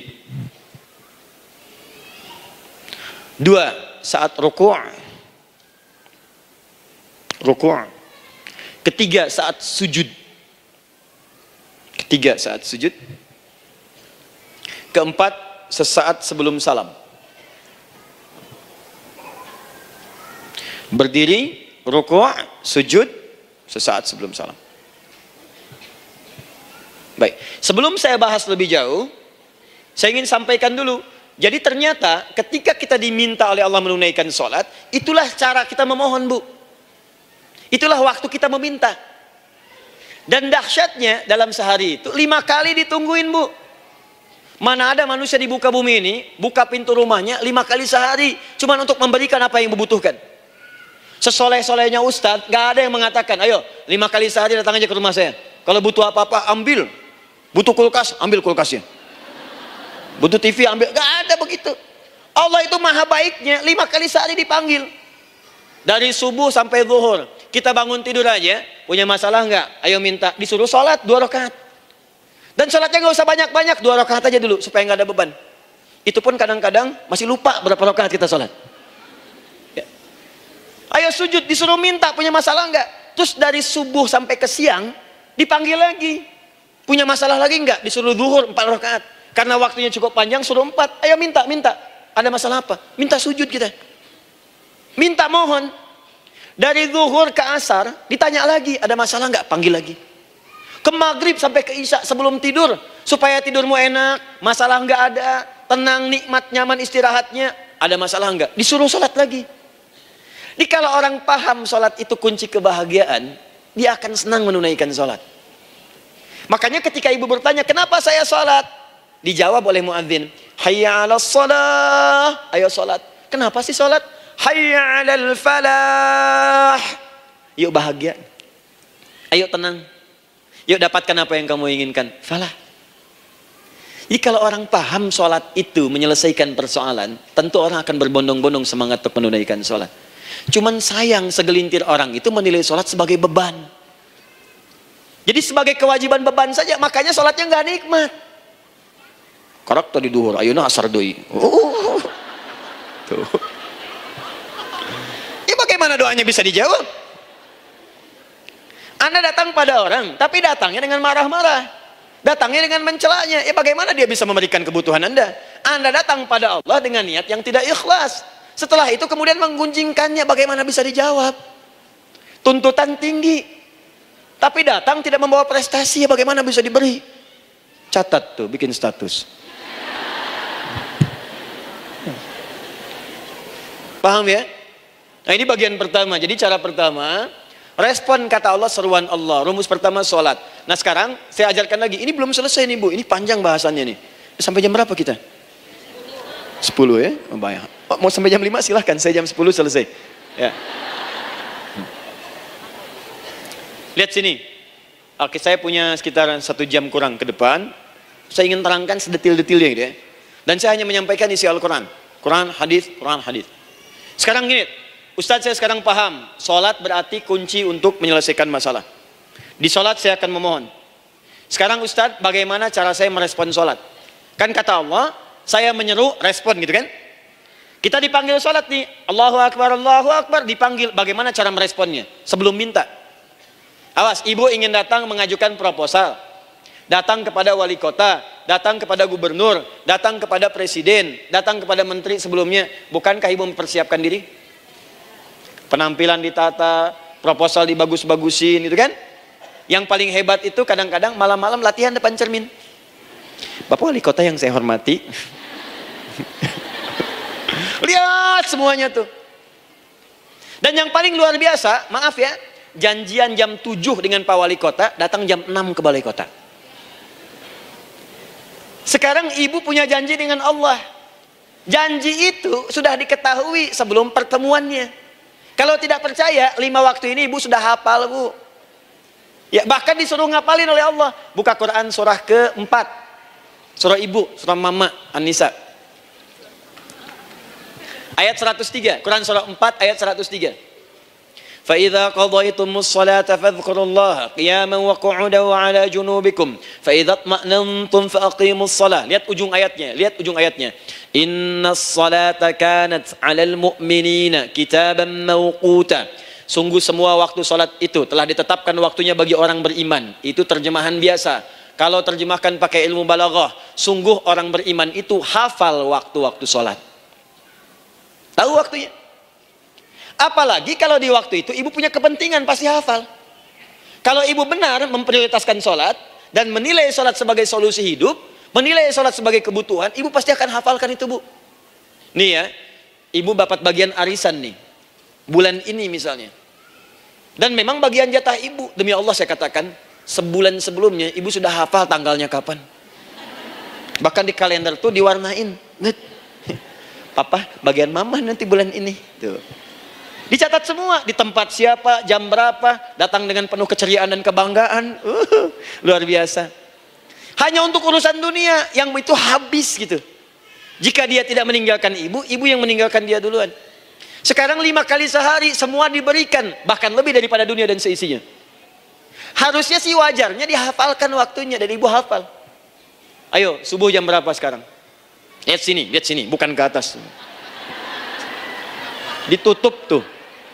Tuh, sana tuh. Subuh jam berapa? Ayo ngelihat ke sana, 4:43. Zuhur jam berapa? Tuh, asar, maghrib, isya. Itu kan kunci ibadah. Dan kunci ijabah, kunci ibadah, kunci ijabah. Di situ ada pengabulannya. Ini gimana mau minta, waktu permintaannya aja nggak hafal. Gimana mau bermohon, datangnya aja telat. Karena itu, bagaimana cara merespon seruan Allah? Diaturlah di Quran surah kedua ayat 152. Paling kanan sebelah bawah. Quran surah kedua ayat 152. Ibu masih ingat? Bukankah sholat disebut sebagai zikir? Masih ingat? Ya, di surah ke-20 ayat 14. Wa aqimis sholata lidzikri, tunaikan sholat sebagai zikir kepadaku. Sekarang lihat ya. Lihat ketentuan Allahnya. Kalau ibu dipanggil untuk sholat, dipanggil untuk zikir, cepat respon. Ibu cepat respon, Allah pun akan cepat merespon permintaan ibu. Lihat kalimatnya. Fadhkuruni adzkurkum. Fadhkuruni adzkurkum. Kalian mengingat saya, maka saya pun akan ingat dengan kalian. Kalian zikir kepada saya, ingat saya, kata Allah, maka saya pun akan ingat kalian. Di antara makna zikir, salat. Jadi kalau ibu salat mengingat Allah dengan cepat, maka Allah pun akan cepat mengingat kita. Contoh.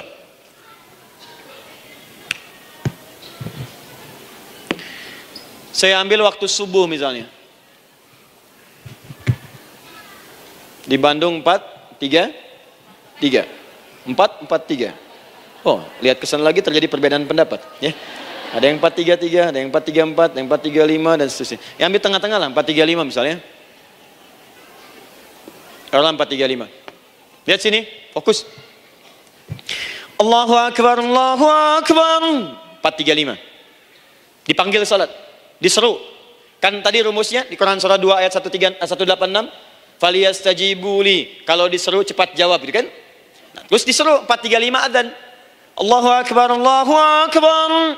Begitu diseru, ibu langsung datang. Ya Allah, sudah adzan, seruan nih, saya siap-siap, saya ingin minta sesuatu. Nah, orang yang datang saat dia diseru Allah, dia pun datang kemudian untuk menyerunya, maka Allah pun akan menjawab apa yang ia mohonkan saat ia bermohon kepadanya. Perhatikan, dipanggil oleh Allah lewat suara muadzin, Allahu Akbar, dia merespon cepat, siap salat. Maka dia pun ketika memanggil Allah, seketika Allah pun akan jawab padanya sesuai dengan kadar responnya. Dipanggil saat itu, dia menjawab. Maka Allah pun akan ingat kepadanya hanya saat dia memanggil saja. Di saat panggil, diingat. Panggil, diingat. Jelas? Ini yang hebat. Dipanggil 4.35. Allahu Akbar, Allahu Akbar. Dia sudah ingat dari sejak jam 3 lewat 45. Dia bangun jam 3. Bisa. Padahal belum dipanggil. Datang.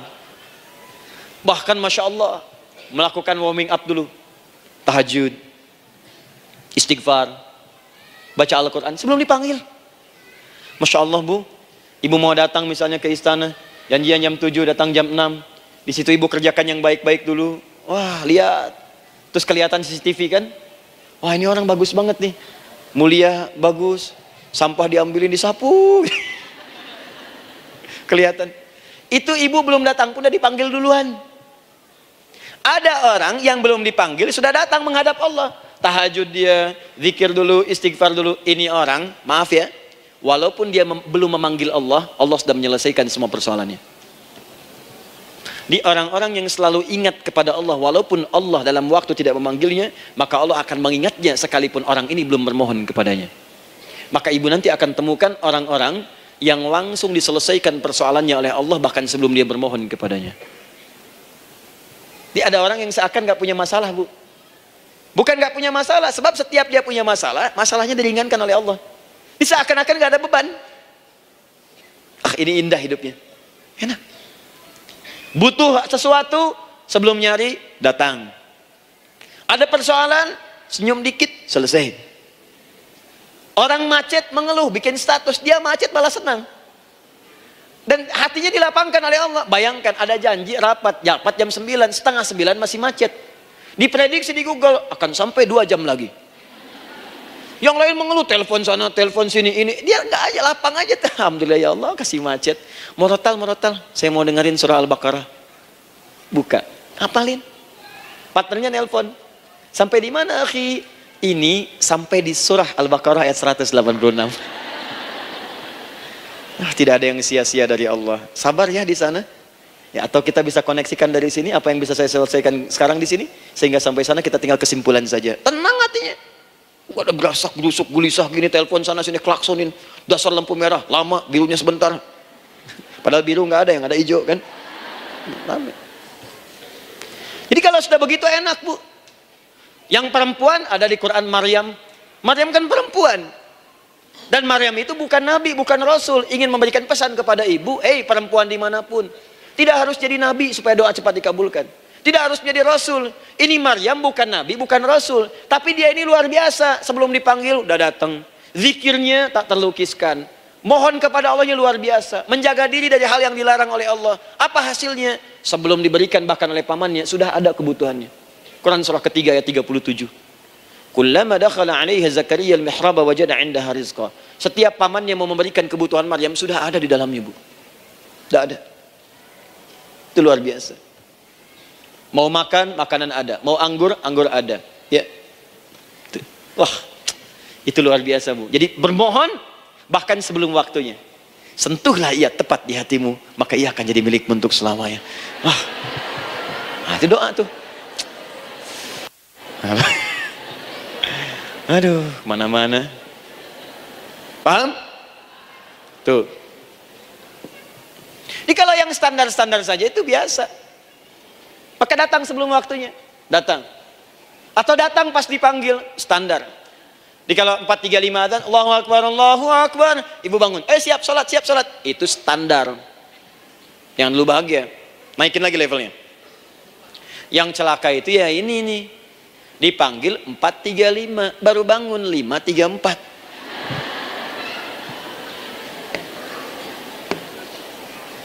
Sholat subuh belum, nuntutnya udah banyak. Ya Allah, kurang apa lagi aku bermohon kepadamu. Sudah aku meminta sekarang, sholat subuh aja belum. Jadi mana keadilannya? Jadi yang pertama, respon seruan Allah, disitulah Allah pun akan cepat merespon apa yang kita kemudian butuhkan. Jadi yang pertama lewat sholat ya Bu ya. Ingat sholat. Dan sholat itu tadi dari 4 posisi saya ajarkan yang pertama saja satu. Supaya nggak terlampau panjang ya. Berdiri Bu. Saya ajarkan satu. Setiap ibu dalam keadaan berdiri dan membaca Al-Fatihah. Pada kalimat iyyaka na'budu wa iyyaka nasta'in. Ingat pada kalimat iyyaka na'budu wa iyyaka nasta'in, maka sertakanlah di hati kita apa persoalan yang dirasakan untuk bermohon kepada Allah. Saya ajarkan cepat. Kalau ibu mau belajar lebih detail, ikuti kajian kami di fikih salat, sifat salat Nabi sallallahu alaihi wasallam. Nanti saya terangkan semua dalilnya. Insyaallah sepanjang yang saya ketahui. Baik. Dasarnya ini, dasarnya Quran surah ketiga ayat 38 sampai 39. Dan dikuatkan nanti di hadis qudsi. Ibu kenal Nabi Zakaria? Ya kenal ya. Ya selamat lah Bu. Alhamdulillah. Episode ke-15 kenal Nabi Zakaria. Luar biasa. Alhamdulillah. Nabi Zakaria punya persoalan, sudah berumah tangga, belum ada keturunan, fisiknya sudah letih, rambutnya sudah memutih, dan mohon maaf istrinya divonis monopos dan mandul. Secara medis klinis. Apa yang beliau kerjakan? Sholat. Dalam sholatnya bermohon kepada Allah. Perhatikan permohonannya. Qala rabbi habli min ladunka dzurriyyatan thayyibah. Ya hunalika da'a Zakaria rabbah. Qala rabbi habli min ladunka dzurriyyatan thayyibah. Innaka sami'ud du'a. Ya Allah, aku bermohon kepadamu, anugerahkan aku keturunan. Semua mengatakan aku gak mungkin punya keturunan. Hanya engkau yang tidak punya batas dalam pemberian. Engkau pasti mendengar doa saya. Kalau pada yang maha mendengar tidak mengabulkan juga, lantas kepada siapa lagi aku mesti memohon? Doa ini dipanjatkan oleh beliau dalam keadaan sholat. Sedang berdiri dalam sholatnya. Jadi ibu maaf ya, tolong jangan salah berpikir. Semua nabi dan rasul, orang soleh sebelumnya itu sholat. Cuma kita lebih sempurna gerakan dan jumlahnya. Sempurna. Orang dulu sholat. Nabi Musa sholat.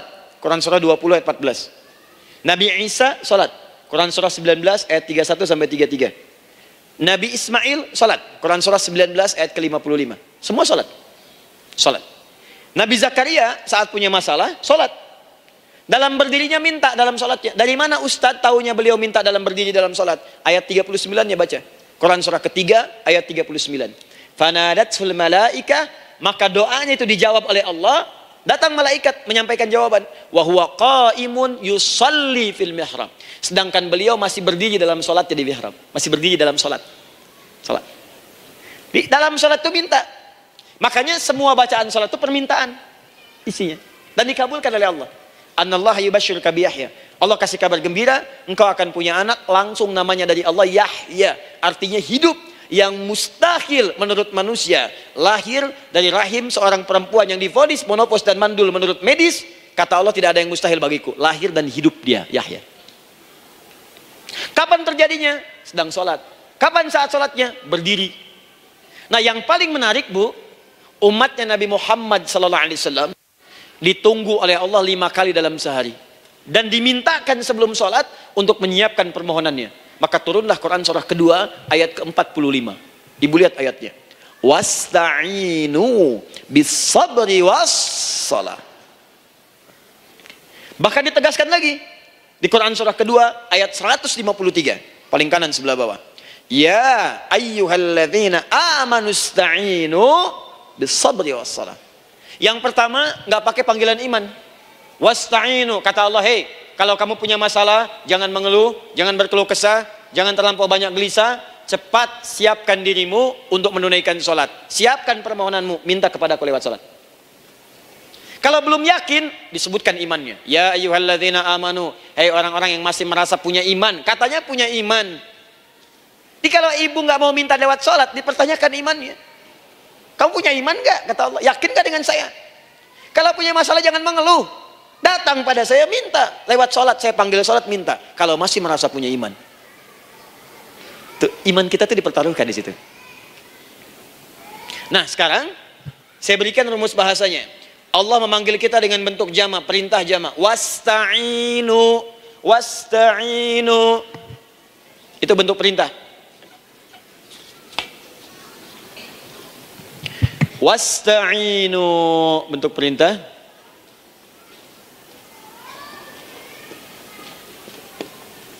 Wasta'inu. Dan jika kalian, perhatikan cara menerjemahkannya, dan jika kalian punya persoalan dalam hidup, punya kebutuhan, maka bergegaslah, siapkan dirimu untuk minta kepadaku solusi. Wasta'inu, dan mintalah oleh kalian pertolongan, solusi.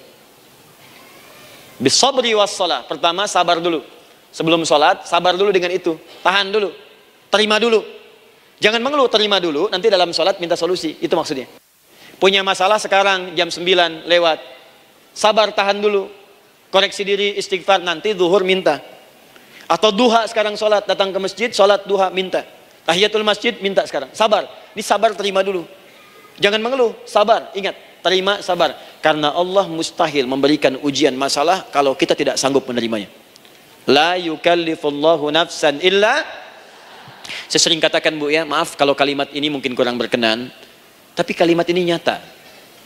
Kalau ibu sekarang punya masalah seberat apapun, itu artinya hanya ibu yang sanggup untuk menerimanya. Saya tidak. Betul, karena itu persoalan itu dititipkan kepada ibu, bukan kepada seorang bernama Adi Hidayat. Ibu yang dipercaya. Ya, ibu dipercaya oleh Allah. Kenapa ibu tidak yakin dengan itu? Karena cuma ibu yang bisa mengatasi. Ibu yang mampu, saya tidak. Karena itu dititipkan pada ibu. Kaidahnya, la yukallifullahu nafsan illa wus'aha. Allah nggak akan berikan beban, ujian, masalah kalau dia nggak mampu.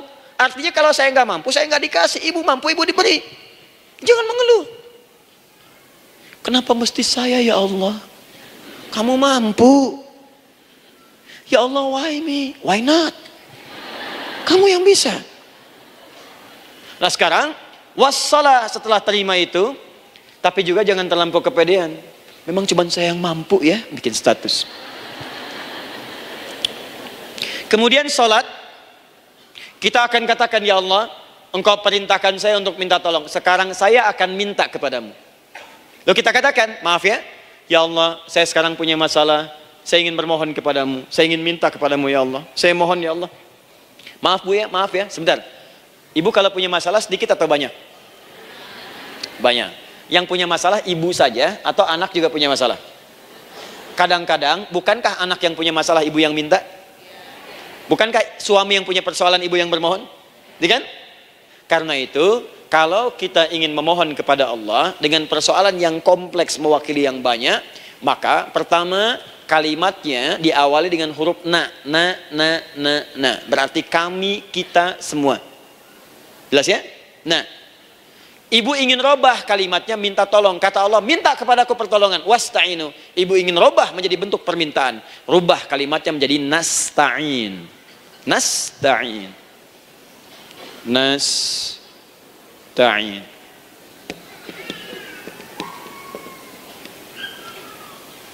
Wasta'inu nasta'in. Minta kepada siapa tadi? Allah. Boleh minta kepada selain Allah? Tidak. Hanya kepada Allah saja? Hanya kepada Allah saja. Hanya kepadamu ya Allah. Tidak kepada yang lain. Maka kalimatnya menjadi iyyaka. Iyyaka. Hanya kepadamu saja ya Allah. Engkau berjanji, kalau ada masalah minta aku berikan. Sekarang hanya kepadamu saja ya Allah aku bermohon. Maka kalimatnya namanya iyyaka nasta'in. Sekarang saya tanya kepada ibu, apakah dalam sholat ibu membaca kalimat iyyaka nasta'in? Tuh. Saya mau tanya, ibu bacanya saat ruku atau saat sujud? Berdiri.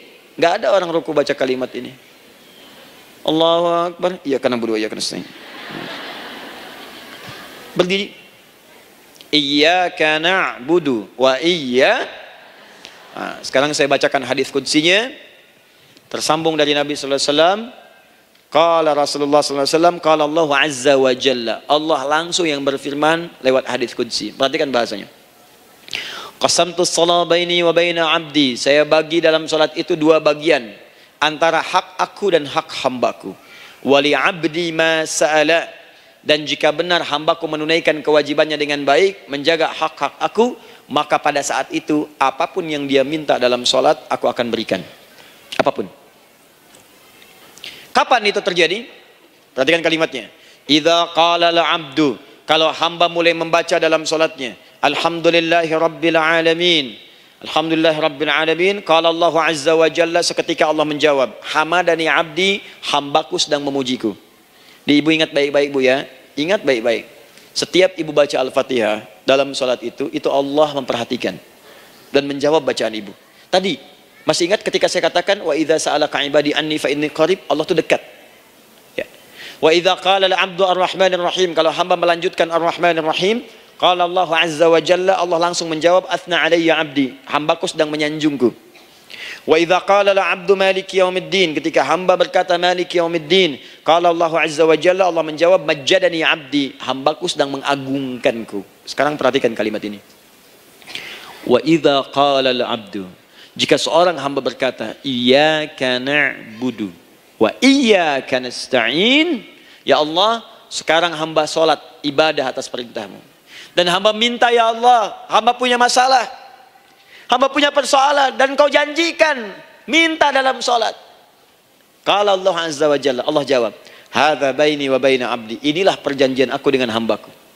Wali abdi, kalau hambaku benar salatnya sampai bacaan ini, masalah apapun yang dia minta sekarang aku akan kabulkan. Dalam berdiri. Cuman sayang, kadang-kadang dalam keadaan ini banyak yang tidak minta.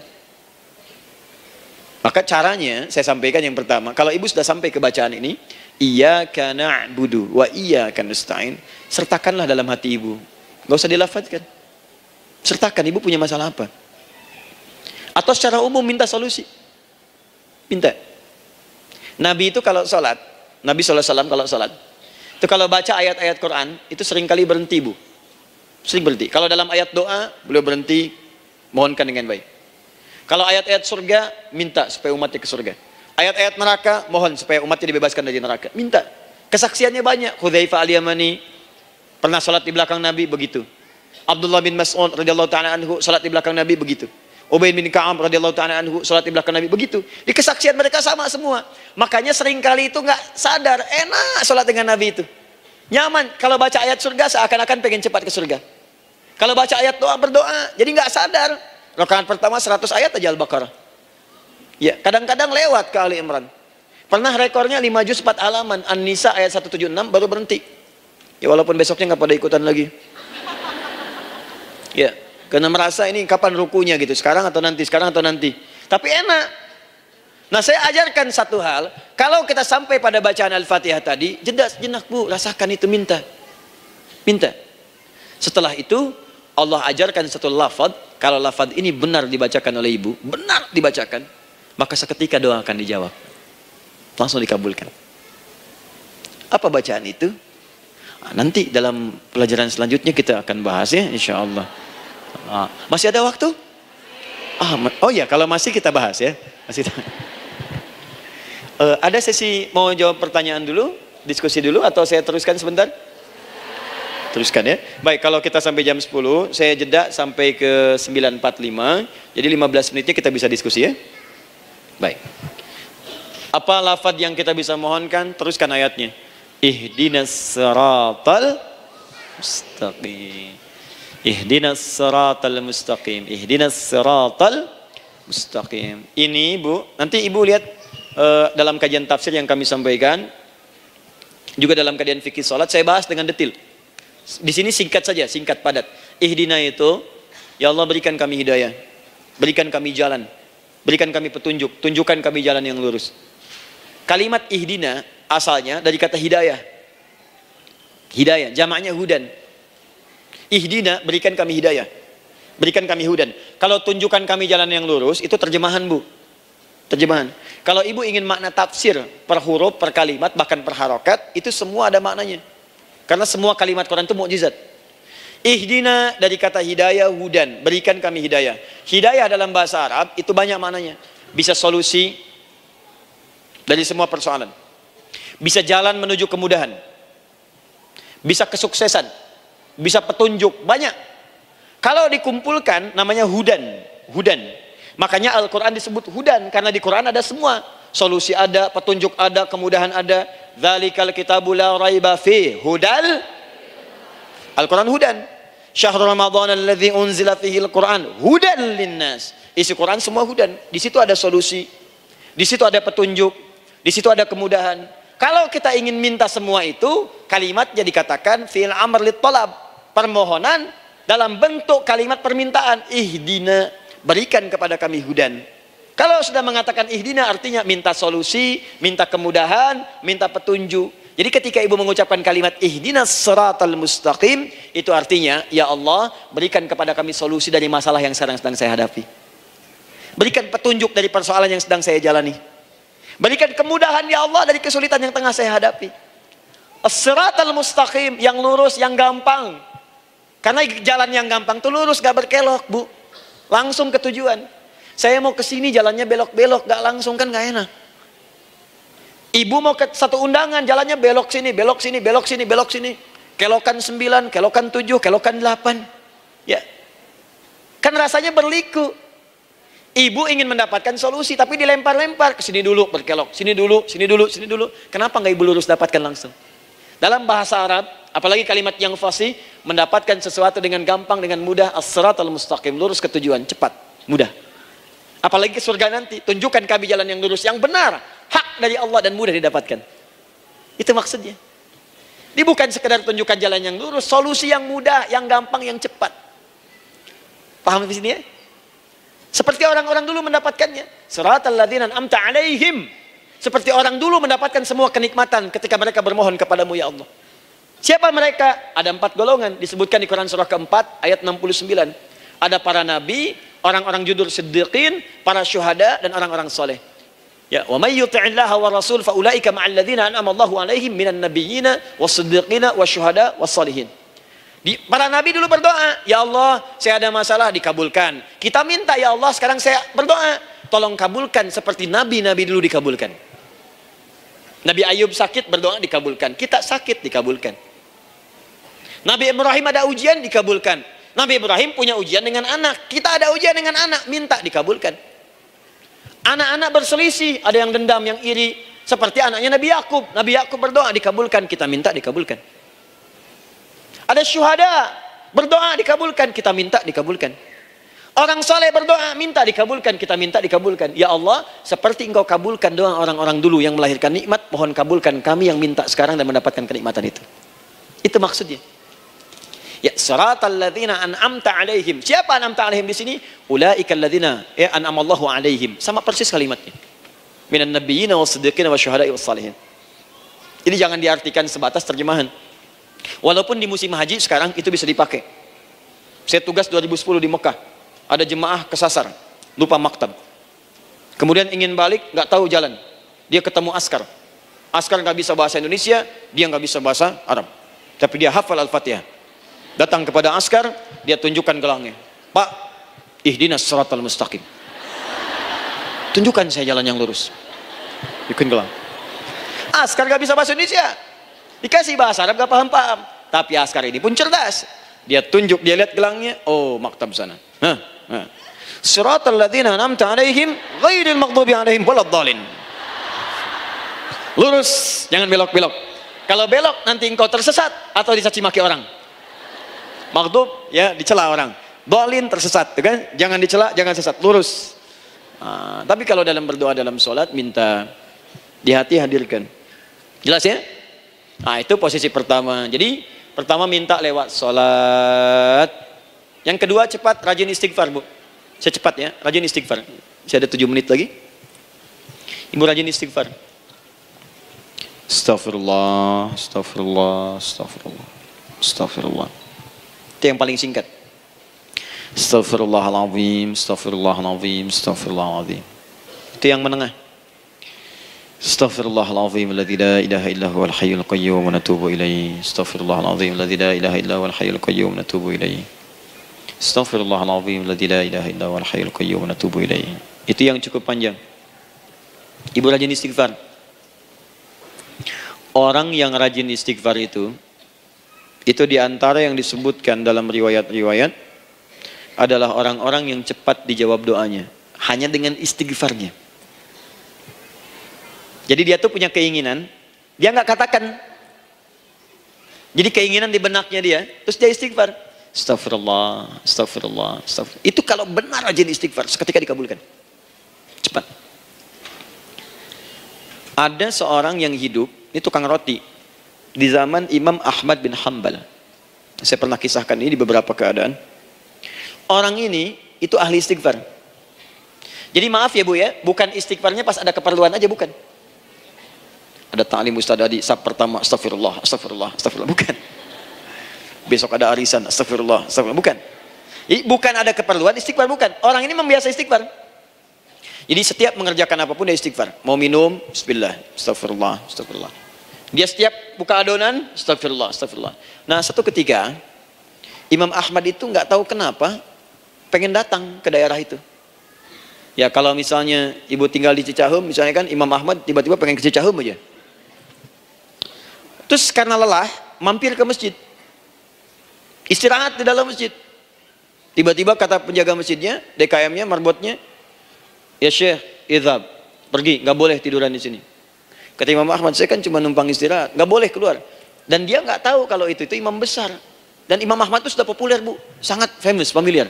Cuman orang kan nggak pernah lihat wajahnya. Dulu kan nggak ada Facebook, nggak ada Instagram, nggak ada handphone, nggak ada apa-apa. Jadi kalau orang terima Ahmad, ya Ahmad aja kemana-mana. Oh no, Imam Ahmad, Imam besar, Imam Syafi'i, Imam besar. Tapi nggak pernah lihat. Sekarang kan udah kelihatan. Ya, udah kelihatan. Sekarang banyak. Makanya orang dulu itu senang begitu tahu, dikasih tahu Nabi aja ke Madinah Bu, nggak ada yang tahu kalau itu Nabi Muhammad kalau belum pernah lihat. Karena beliau di bawah, Abu Bakar di atas. Abu Bakar kan naik kan, untanya Nabi. Nabi Muhammad pas di bawah gantian tuh di jalan. Orang mengira yang di atas unta Nabi Muhammad. Padahal Nabi Muhammad yang jalan kaki, nggak kelihatan. Makanya responnya bola ketika tahu Nabi, senang luar biasa. Minta doa, minta ini, minta itu. Orang sekarang tidak, karena sering banyak lihat di TV, media sosial, begitu ketemu minta foto. Ini lain kisahnya, nggak tahu dia, pergi keluar. Kata Imam Ahmad, ya sudah, keluar beliau, nggak mau ribut, istirahat di luar, di pelataran. Di sini juga nggak boleh. Lihat kalimatnya, barwah, keluar, pergi. Barwah itu kasar Bu. Begitu kemudian di debat lagi, saya cuma di luar. Rawah itu dari kata roh Bu, itu paling kasar. Artinya keluar dengan roh-rohnya sekalian. Rohnya pun jangan di sini. Ya. Jadi kalau ibu nanti di Masjidil Haram misalnya kan, ada kalimat itu artinya kesel Bu askarnya. Ya, keluar. Misalnya idzabi anti, nggak mau, saya mau di sini. Ya, barwa pergi. Sampai ke ruah dengan roh-rohnya. Itu artinya ibu disuruh pergi. Ya, bukan jangan mengelak lagi. Ruah. Saya bukan ruah, saya rohayati. Suruh pergi. Pergi. Imam Ahmad pergi tuh akhirnya. Pergi. Di jalan kelihatan lah tukang roti tadi. Begitu kelihatan capek lah dipanggil, Syekh, kayaknya lelah, istirahat di sini.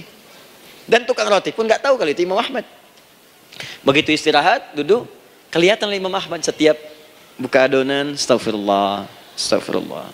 Bikin lagi, astagfirullah. Imam Ahmad tahu faidah itu.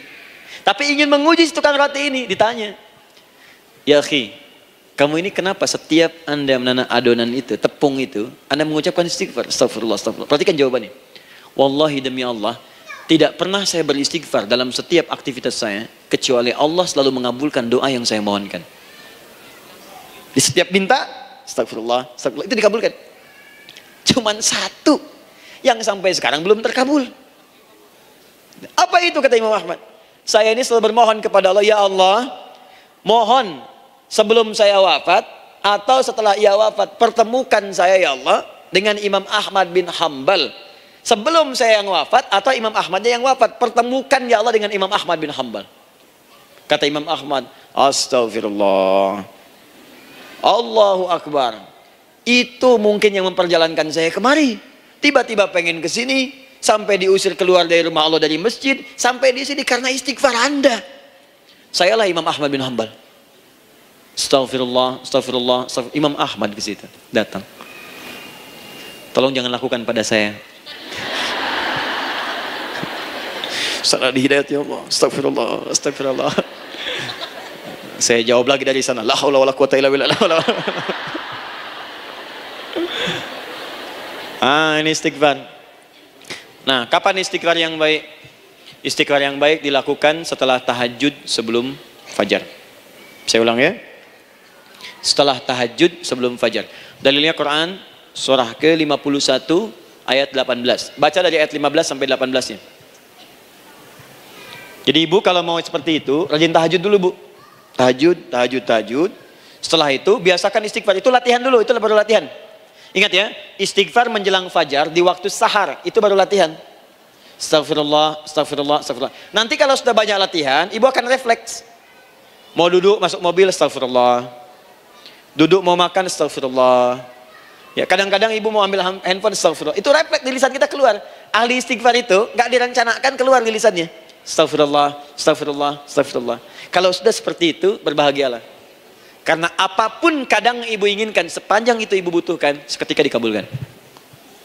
Ya. Yang ketiga, yang terakhir.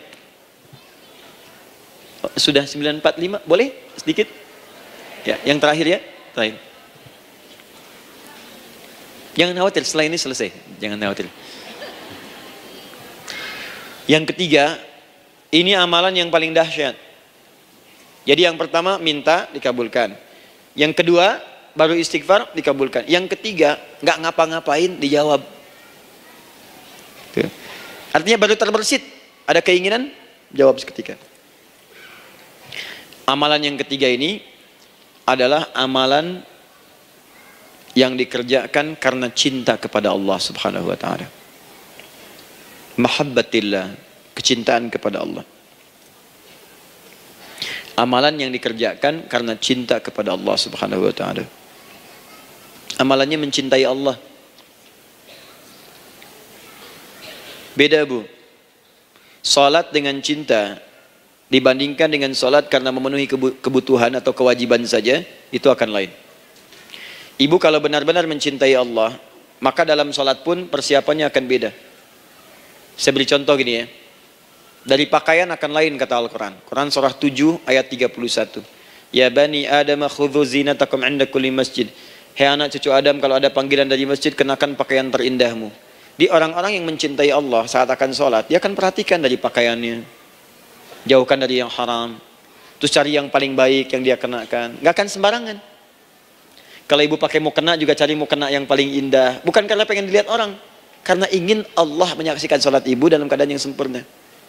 Wudu itu hati-hati gitu. Quran surah ke-5 ayat ke-6. Ya ayyuhalladzina amanu idza qumtum ila shalah faghsilu wujuhakum wa aydiyakum ilal marafiq wamsahu bi ru'usikum wa arjulakum ilal ka'bain.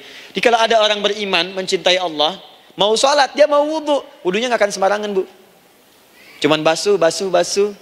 Ya, bagian kepala juga harusnya kepala, dia rambut, takut selesai. Sampai ke kaki cuma disodorkan di keran, beres. Itu sih anak kecil juga bisa. Orang ini lain. Dia akan pelan-pelan dilihat secara sempurna. Hati-hati, kerjakan karena Allah, karena ingin baik. Kalau orang sholat hanya kebutuhan saja, maka yang penting dia takbir sampai salam selesai. Tapi ini tidak. Dia akan pelajari bagaimana Nabi mengajarkan sholat yang benar. Bagaimana bacaan saya benar. Dia belajar ngaji supaya benar bacaan Fatihahnya. Dia belajar dengan baik supaya khusyuk di dalam sholatnya. Dia pahami satu-satu. Apa artinya Allahu Akbar? Apa artinya Subhana Rabbiyal Azim? Apa artinya Subhana Rabbiyal A'la? Apa artinya Sami Allahu liman hamidah? Dipahami. Di begitu dia sholat dan baru takbir sudah paham misinya. Jika ada orang seperti ini, dia mengerjakan apa yang Allah perintahkan karena cinta dengan Allah. Dia berzakat karena ingin mencintai Allah. Dia berinfak karena cinta dengan Allah, bukan karena uangnya. Pokoknya kalau orang cinta itu, Bu, setiap pecinta dia akan memberikan apapun pada yang dicintai. Walaupun tak diminta. Dan pecinta itu sifatnya, kalau yang dicintainya senang sesuatu, akan otomatis ikut senang. Ibu misalnya senang ya dengan pasangan sebelum menikah. Pasangan senang kucing, ibu akan terpaksa senang kucing. Ibu cinta dengan anak, semua akan diikuti apa yang diinginkan. Seperti itu, cinta itu butuh pembuktian. Karena itu sering saya katakan pada akhwat ya yang belum menikah, yang masih muda-muda belum menikah, cinta itu butuh pembuktian. Jadi jangan percaya kalau ada orang yang bicara di lisannya nggak ada buktinya. Aku akan seperti Dilan membawamu dalam motorku. Katakan padanya, aku tak butuh dengan rayuan kata-katamu. Itu hanya angin surga. Yang kubutuhkan, tuliskan namaku di buku nikah kita. Wah, catat. Itu caranya. Main ke Taman Dilan, cuman boncengan. Seakan dunia milik berdua, yang lain nggak ada. Gombal. Udah ya? Jelas? Jadi amalan yang ketiga ini kerjakan karena Allah. Saya mau contohkan satu. Ibu pernah dengar Imam Malik bin Anas? Pernah ya? Gurunya Al-Imam Asy-Syafi'i, Imam Malik bin Anas, lahir di kisaran tahun 94-95 Hijrah. Siap, Kang Dan. Baik, ini terakhir nih, saya tutup nih. Benar-benar terakhir, betul-betul. 10 menit lagi kalau ada nanti tanya jawab, sedikit. Imam Malik ini Bu, itu Masya Allah, saking cinta pada Allah dan Rasul, itu tidak pernah, jangankan sholat, dalam beliau memberikan fatwa pun akan mencari pakaian yang paling bagus, paling indah. Dan beliau menjaga adab dalam menyampaikan kalimat Nabi pun itu luar biasa. Sampai satu kali pernah pakai jubah bagus, indah, ada lebah menyengat di kepalanya, sedang menyampaikan hadis, saking hormatnya terhadap hadis Nabi, lebah itu dibiarkan menyengatnya. Nggak mau memutus kalimat Nabi, hadis Nabi, hanya untuk mengusir lebah, dibiarkan sampai tersengat. Apa yang Allah berikan kepada beliau? Allahu Akbar. Satu kali, singkat, berdiskusi dengan muridnya Al-Imam Asy-Syafi'i. Kata Al-Imam Asy-Syafi'i, ya guru, setahu saya rizki itu dicari dulu, baru dikasih. Imam Malik lebih tinggi ilmunya pada saat itu. Beliau tahu ada 8 jenis rizki. Ya Syafi'i, ada rizki yang tidak perlu dicari, Allah berikan. Wah, berdebat tuh, sampai berpisah. Setelah itu, secara singkat, Imam Asy-Syafi'i lewat di kebun anggur sedang panen anggur besar. Tiba-tiba tergerak untuk membantu, datang ke situ, bantu. Begitu selesai dikasih hadiah anggur banyak, besar-besar, indah, enak, gitu kan. Ketika diberi itu langsung senang beliau. Bukan karena anggurnya, karena merasa pendapatnya benar. Jadi begitu bekerja, baru dapat. Dibawalah anggur ini, diberikan pada gurunya. Perhatikan adabnya terhadap guru. Jadi kalau ibu adabnya bagus pada guru, keberkahan dapat, ilmunya pun menghunjam di jiwa. Imam Syafi'i nggak merasa benar, tapi memberikan sebuah jawaban dengan adab. Guru, tadi itu ada panen anggur, saya mencoba membantu. Begitu saya bantu, dikasih anggur, dikencangkan kalimatnya. Begitu saya bantu, dikasih. Dibantu dulu, baru dikasih. Kalau saya nggak bantu, saya nggak dikasih. Apa jawab Imam Malik? Imam Malik tersenyum, tertawa. Tabassama dhahika. Masya Allah, Syafi'i, bahasa kita. Tadi itu saya keluar, mau ngajar. Siang-siang terik begini, saya kepikiran, ya Allah, kalau makan anggur yang enak-enak, enak banget sekarang ini. Ada anggur sekarang. Tuh. Murid berikhtiar, guru mendapatkan hasil. Setelah itu Asy-Syafi'i naik dan jadi bintang di zamannya, sampai kekinian pun luar biasa, dan mendapatkan barakah gurunya seperti gurunya dapatkan, muridnya pun meraihnya. Itulah 3 cara bagi kita untuk bermohon kepada Allah. Jika ingin dipercepat oleh Allah, bisa lewat salat, bisa lewat istighfar, bisa juga dengan menciptakan amalan-amalan, atau mengikuti amalan-amalan yang dicintakan atau ditujukan untuk mencintai Allah Subhanahu wa taala. Ibu bisa paham ini? Baik. Kemudian berdoa. Tapi yang jadi masalah, Ustadz, ketika berdoa kok belum dikabulkan juga. Apa ciri doa dikabulkan? Seperti apa kita tahu doa kita dikabulkan? Itu mungkin kita bahas di episode yang berbeda, insya Allah. Ya, karena Kang Daan sudah hadir di samping saya saat ini. Baik Kang, silahkan. Ada apa ini? Ada pertanyaan? Ya, baik. Kita punya 7 menit. Alhamdulillah. Udah langsung otomatis Ustadz. Iya, silahkan Kang Daan. Langsung saja ya, mau nanya. Kita batasi 3 pertanyaan saja. Silakan. Nanti kita kumpulkan dulu, nanti Ustadz jawab sekaligus ya. Baik Ibu, tolong sebutkan nama Ibu dan pertanyaannya juga tidak terlalu panjang Bu ya. Jadi baik, pertanyaannya silakan. Apa? Udah aja gitu. Silakan, baik. Baik, Assalamualaikum warahmatullahi wabarakatuh. Waalaikumsalam. Nama saya Indri, Ustadz. Baik Ibu. Saya sedikit punya cerita, di mana cerita ini menggiring pada pertanyaan yang akan saya ajukan. Setelah aksi 2122 saya ikut, saya kembali dari Jakarta ke Bandung, pakai travel. Di travel itu ada anak kecil dan ibunya yang menarik perhatian seluruh penumpang. Usut punya usut, anak kecil tersebut ternyata adabnya bagus dan sebagainya. Ternyata anak kecil tersebut pernah menjadi juara 1 lomba dai cilik.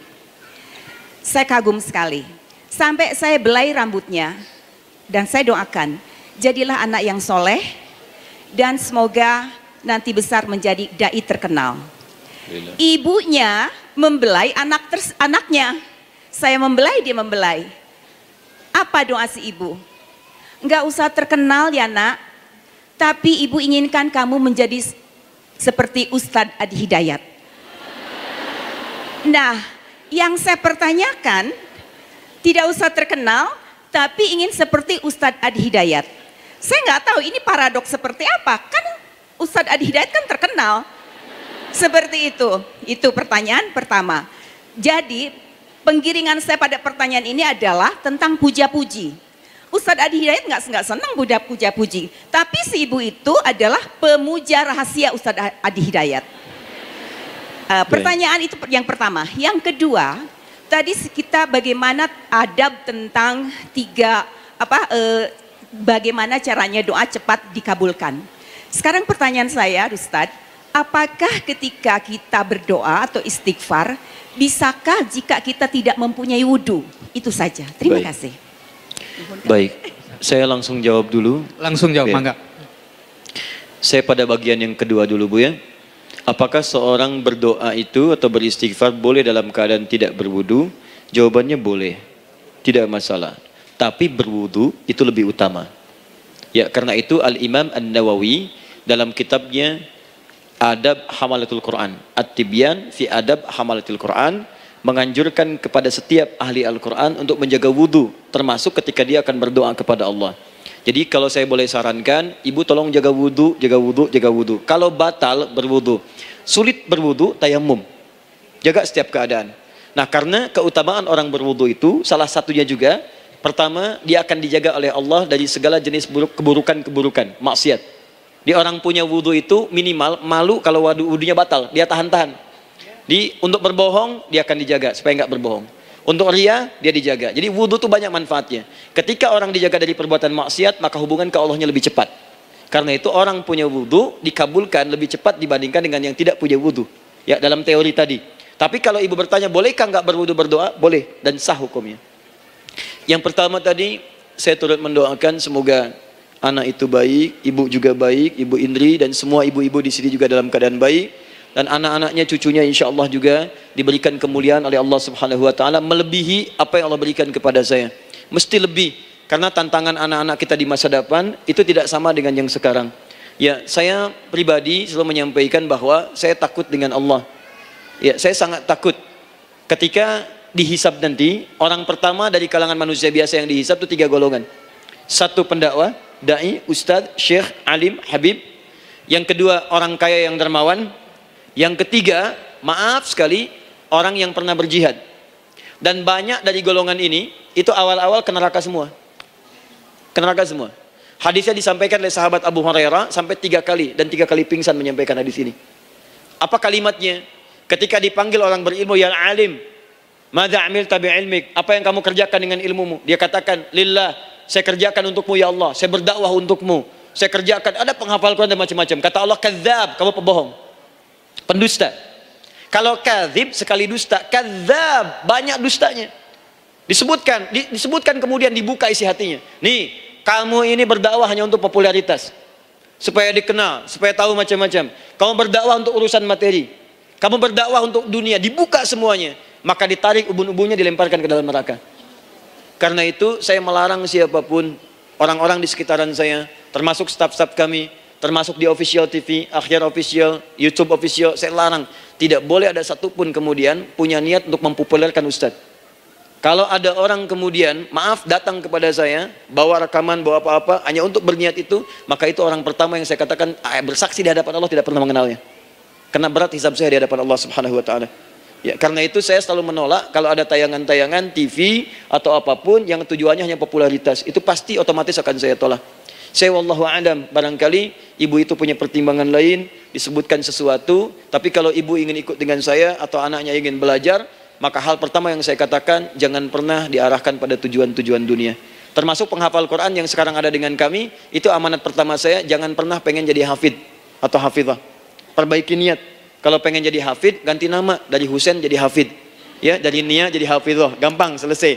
Nah, supaya menjaga niat dengan baik. Ya, terima kasih Ibu Indri pertanyaannya, dan mudah-mudahan anak itu diberikan kemuliaan oleh Allah Subhanahu Wa Taala insyaallah. Alhamdulillah. Nah, ibu-ibu mohon maaf karena memang waktunya sudah jarum panjang berada di angka 12.